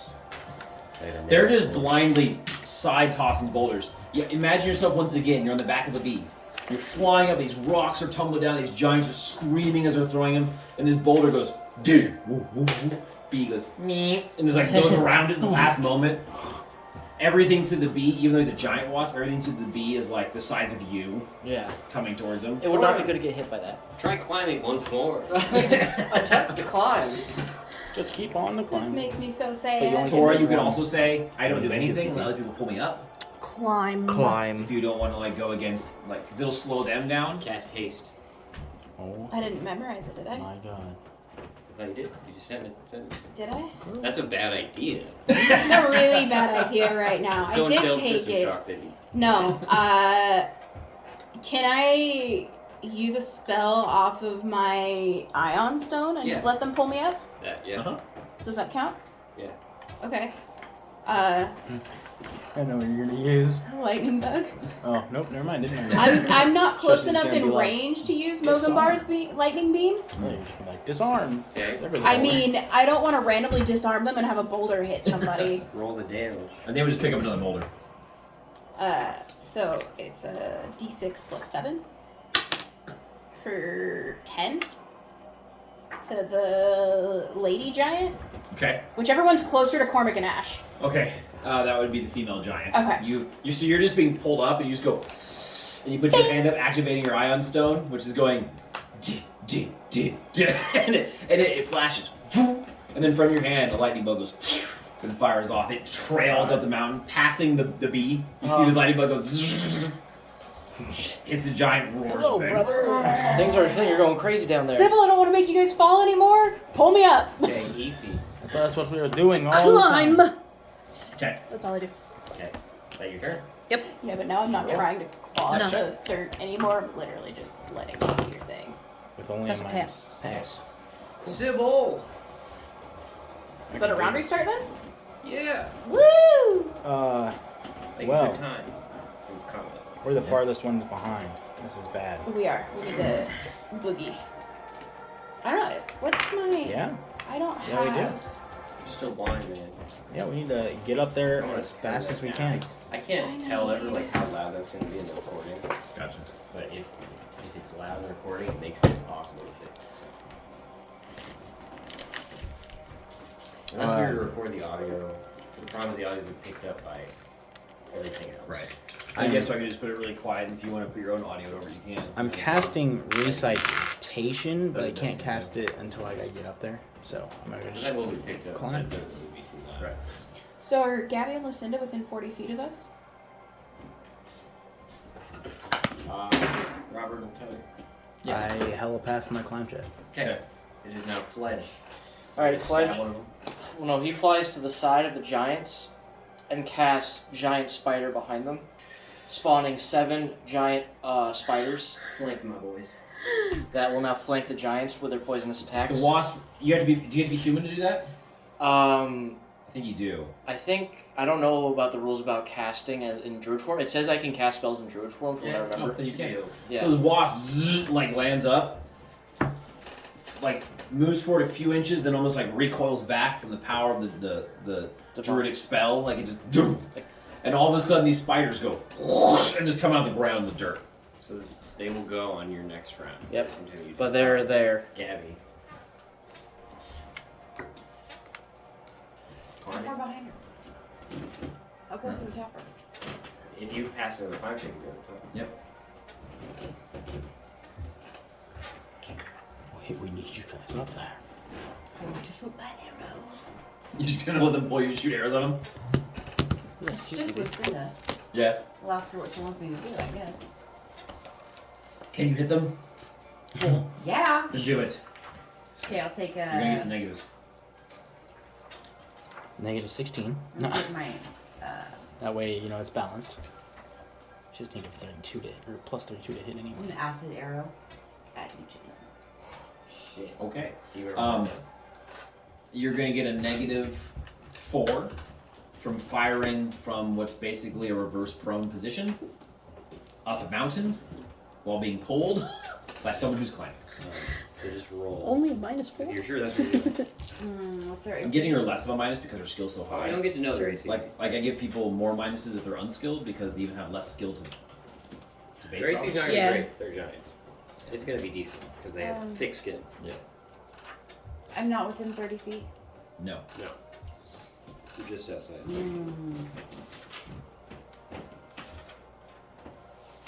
I don't think it's a good idea. Fire bows at him? No, I'm gonna climb. Okay. You change your mind and begin to climb. Who's next? Lucinda and Corbin. So roll the climb really quickly. See what Listen to Kick's Daddy. Okay. Well, I Okay. Okay, so Lucinda, Cormac, and Gabby are now all on top. Ash. Cormac is now on top of the edge. So if you pass a quick climb, you will be able to get up there and take an action. now I'm within 30 feet. Okay. You will be. Yeah. I have quick climbing. I have to roll on my dex or something, or Unless you have climbing, it's a dex check. oh You do have climbing though, right? yeah, I have Roll that. climbing. Roll Do I just roll my percentage? Whatever's best for you. As long as it's a climbing thing. Climbing Well, since efficiency. I have a 90% climb, I'm thinking I'm rolling it. Yeah. 46. Understandable. So now Ash is up there too. You're able to scurry up there. So you can either move or cast a spell, and that'll be your turn. Just because he was so close already, because he got ahead of Cormac. Yeah. Well, Lost the team.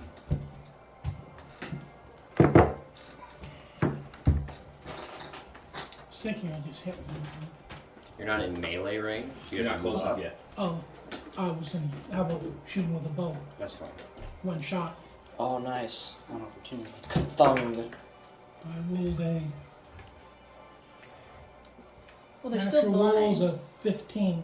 Okay. And their AC is worse by 4. Do you hit? Yep. Now that you guys have actually attacked them, their AC is 3. Sweating, exhausted, tired from just all this vigorous climbing. Like, there's no way you couldn't be tired. Ash is able to get to the top, stand up, and is still to draw his bow and fire off one shot before his Yeah, turn we ends. can't. 8 points. Okay. Giant. It's now the giant's turn. Okay. Oh, shit. When they have giant bugs they might attack, they're blind. There's a lot of things going against the giants in this Yeah, game. but That's that's true. what's happening. They threw rocks at the wrong fools. You didn't notice the spiders? They probably just keep throwing rocks in the direction of the party. It's true. Why don't we roll intelligence checks for them? Right. Intelligence would be like 5. Yeah. Because these spiders are It's spooky. 6 to 7. Okay.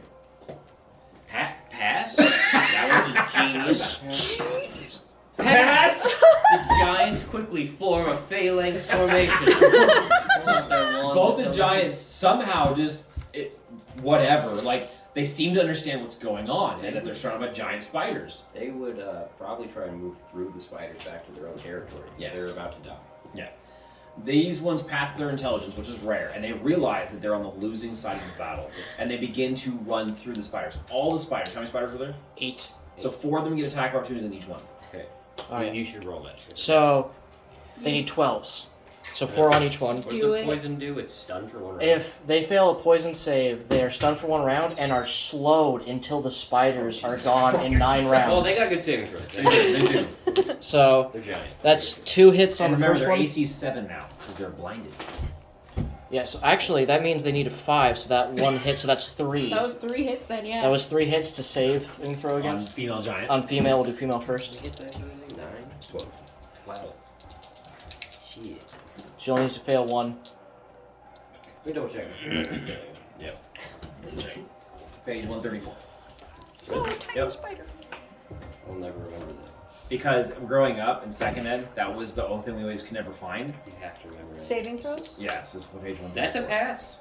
7 is a pass. Oh shit, okay. So, damage. Oh, that's. Bless you. This will be on 1. CZ's illegal, stop it. So I that's. guess kill me now then. 10. Okay. The other one, the male, only gets hit twice. 5s? Yeah, a 4 and a 2. You know how I roll. He fails. It fails. So he is paralyzed and slowed. How So much damage do you take? and he takes 6. Okay. The giants are breaking to run. Not so much out of fear, But like I said, because these ones are smart enough to know they've Realizing. lost the day, Mm-hmm. the spiders set upon them. These huge spiders just crawling up, and they're like batting them away as they run. The female's able to break free and just start sprinting. The male takes a few steps, something happens, and he just face plants into the rocks. His body goes completely rigid. The spiders just swarm all over him. Okay, is the giants, Tora. Can I still see them?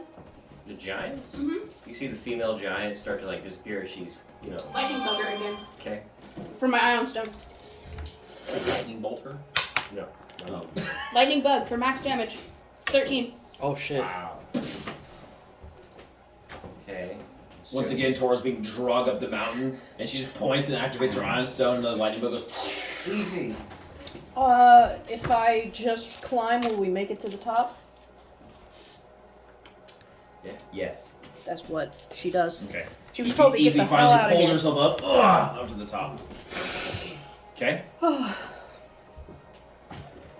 Where we at? Civilian. I have to get to the top. You do. Climbing? Yes. I don't know if I can climb and have an action, but You're not close enough. The only reason I asked you because he got ahead of everyone. So you spend another 4 on climbing. After Sybil. I have no guaranteed hitters, so I have to just climb. Fledge and the spiders. I would Okay. vaporize that. Could my... Oh no, my spiders are slow, so I'm the only one who has the chance probably to catch the female. Yeah. Spiders actually have low movement. Oh, now that you're up here, we could describe the scene he sees because it matters to some degree. It's a mountainous valley, so along all the sides, except for the one that just came up, rocky mountains that go up hundreds and hundreds of more feet.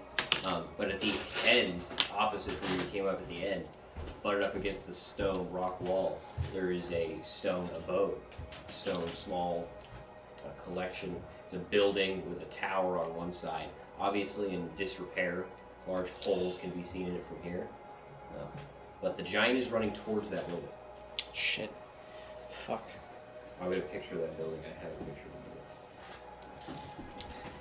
of Be wary of you singularly chasing a female giant. That's what I'm thinking. Turn around and do 2d 20 plus 20. You know, that's not a gauntlet thing. I am going to... So that's what you see, Fledge. Okay, I see that in the distance. I worry about making sure other people are getting up while my 8 spiders basically eat the male giant alive. Okay. So you have 8 attacks on the paralyzed male. The spider stone starts So easy. Yeah. that's all hits. So that's 8d8 damage plus poison. Do you want some That's horrifying. D8? This giant is getting eaten alive in a matter of like 2 minutes by these giant. I can't wait to describe this. Okay, hold on. 2, 4. Oh, I need one more. 2, 4, 6. All right. 10, 15, 17, 19, 21, 29. The spiders just all over this paralyzed giant, just biting into him, thrashing about. He'd have to make, 8 more saves? Or not be 8. stunned again? Or just keep getting paralyzed over and over again. I mean, he's slowed no matter what. Fail, so at that point, yeah.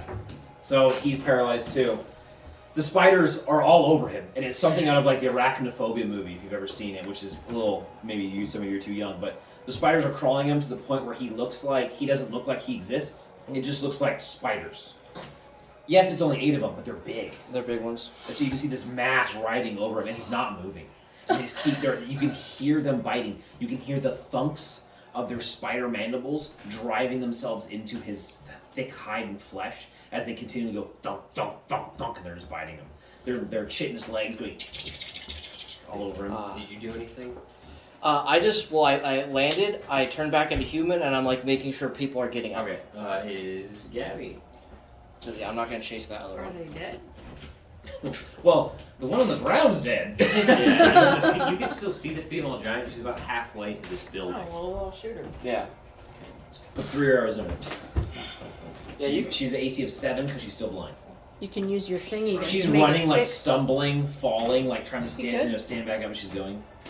Great attack rolls. Yes, honey, you have to roll these d20s. Roll that beautiful bean footage. One of them's gonna be an acid arrow. Okay, that one is an additional 2d6 damage. Well, 2 hits and a fumble. Can you even fumble? Plant Which one in one the was your mountainside. acid arrow? Was it the green dice? The green one, yeah. Okay, we'll resolve your 2 hits first, and then we'll resolve your fumble. So roll your 2 damage dice.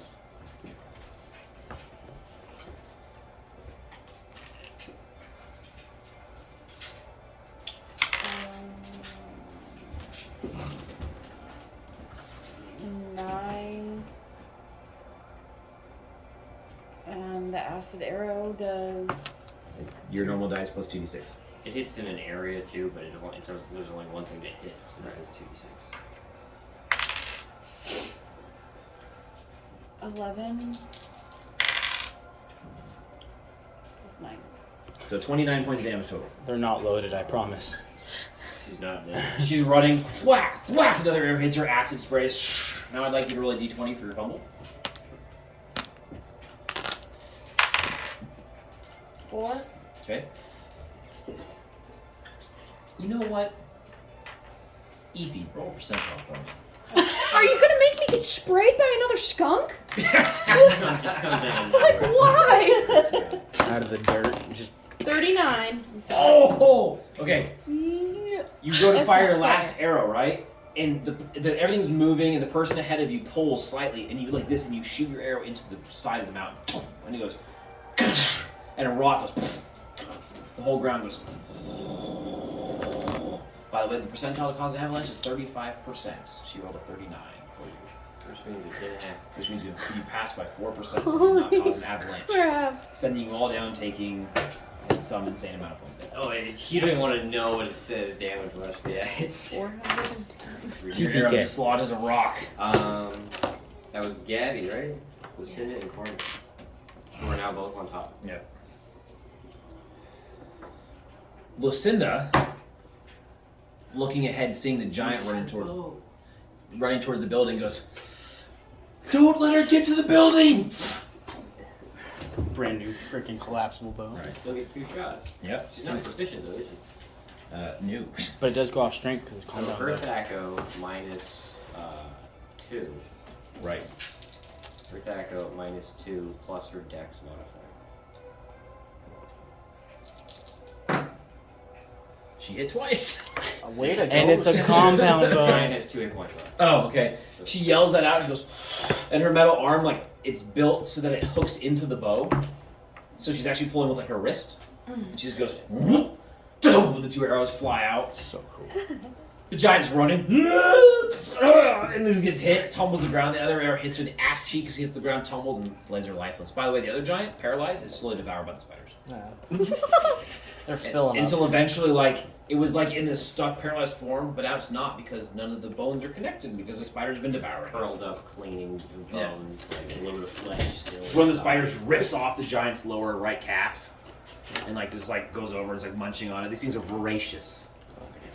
He's got so much poison pumped in his body that he's oozing, like, this greenish bile out of, like, his eyes and his ears and his nose. Like, it has nowhere to go, so all the venom's just pouring out of him. What's funny, it was actually pretty painless.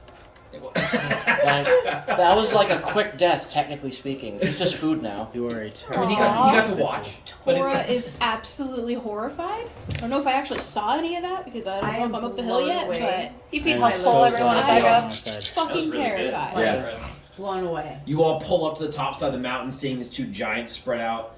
Once again, like Bryce described, you see this old stone gun. It looks like at one time it may have been a veritable fortress in its heyday, but it's like full of holes and broken. It is set into the mountain. She doesn't move towards it. She goes, "Collect yourselves." Okay. Well, if we take an hour, we can get at least our spells back or some rest. I can use the nap spell. Is anyone hurt? No. No?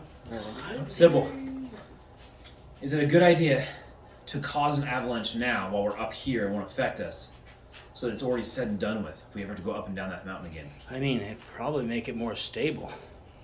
Okay, do that. All right, well, walk that way. Or move away from the mountain. Right. Well, you're up on the landing, And she's thinking if you break it all the way and it's settled, it might be easier to go up and down the next time. It'll show us all the sturdy rocks. She's not a mountaineer, it's just a thought she had. It could make it more stable, but it also might make it harder to climb. So. Could. It's a risk. She's worried about if you have to run and jump off it and go down it. Yeah. With it. It's better for it not to cause any more avalanches. That's true. Meanwhile, she has an arrow in, and she's like heaving almost out of excitement about what she did with the bow, just like looking towards the stone structure. Yeah, and staring at it. Going, Nice shot, Lucinda. thank you. Everyone stay together. There's never just two hill giants. Fledge quickly makes a moment to turn to his summoned spiders that are quickly going to return back to normal spiders, and seems to be like petting one as he gives it his thanks. And he's like, my pretty. You're so horrific. I was like, you rest well. I will call upon you again soon. Thank you.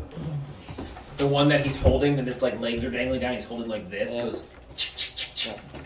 Which technically, with his helmet, he would be speaking its language. Yeah, so he's going. So he's going ch-ch-ch, and it's going ch-ch-ch back, basically.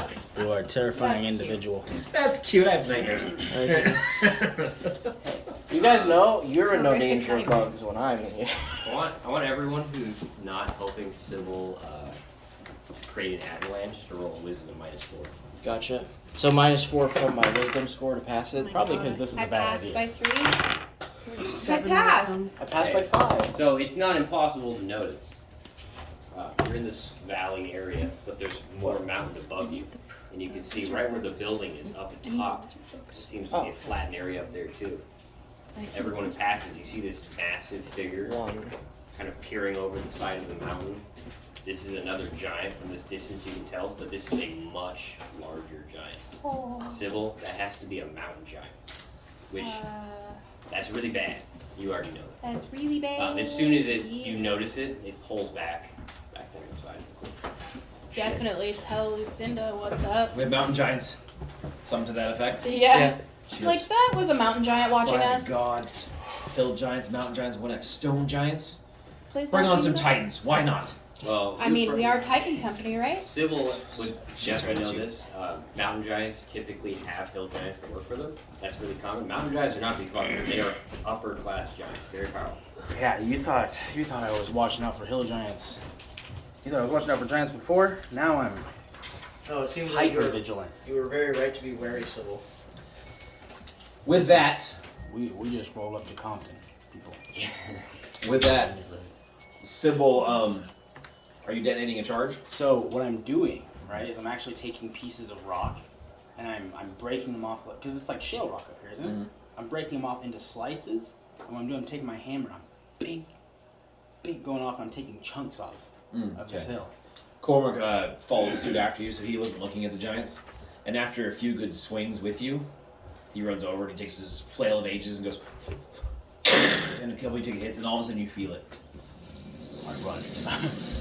Everyone steps back, and most of you cause an avalanche, and it slides down, and rocks begin to tumble and careen and crash and break, and you lose a few more feet of the rocks up here as you step back, and then it finally settles. A dust cloud of epic proportions like flows down across the low rocks. That would have been 12d10. Yes, Jesus. 12d10. if you would fall into that. Wow. I would annihilate any of you if you Oh, would fall we into could tuck A it. couple people might have survived. Yeah. Tori died. I mean, at best, you're taking 12 damage. It's probably That's at at least, minimum. At least 60 though. I It's a then good time to. I then turn around and just stare at the hill. This is where we end this session. The party standing at this edge. Behind them, you can see the dust slowly rising, and this stone building, what once may have been a veritable fortress, now just ruins almost. Somewhere up there, there's mountain giant watching. You already know this. There's giants ahead, and that's going to be tough. You're the gauntlet, and you're going to find out where this wizard is. What this devourer is. And what the devourer is. Come the 9 hells, come whatever may. Is the same people that saved Joaquin. They can get this done. End session.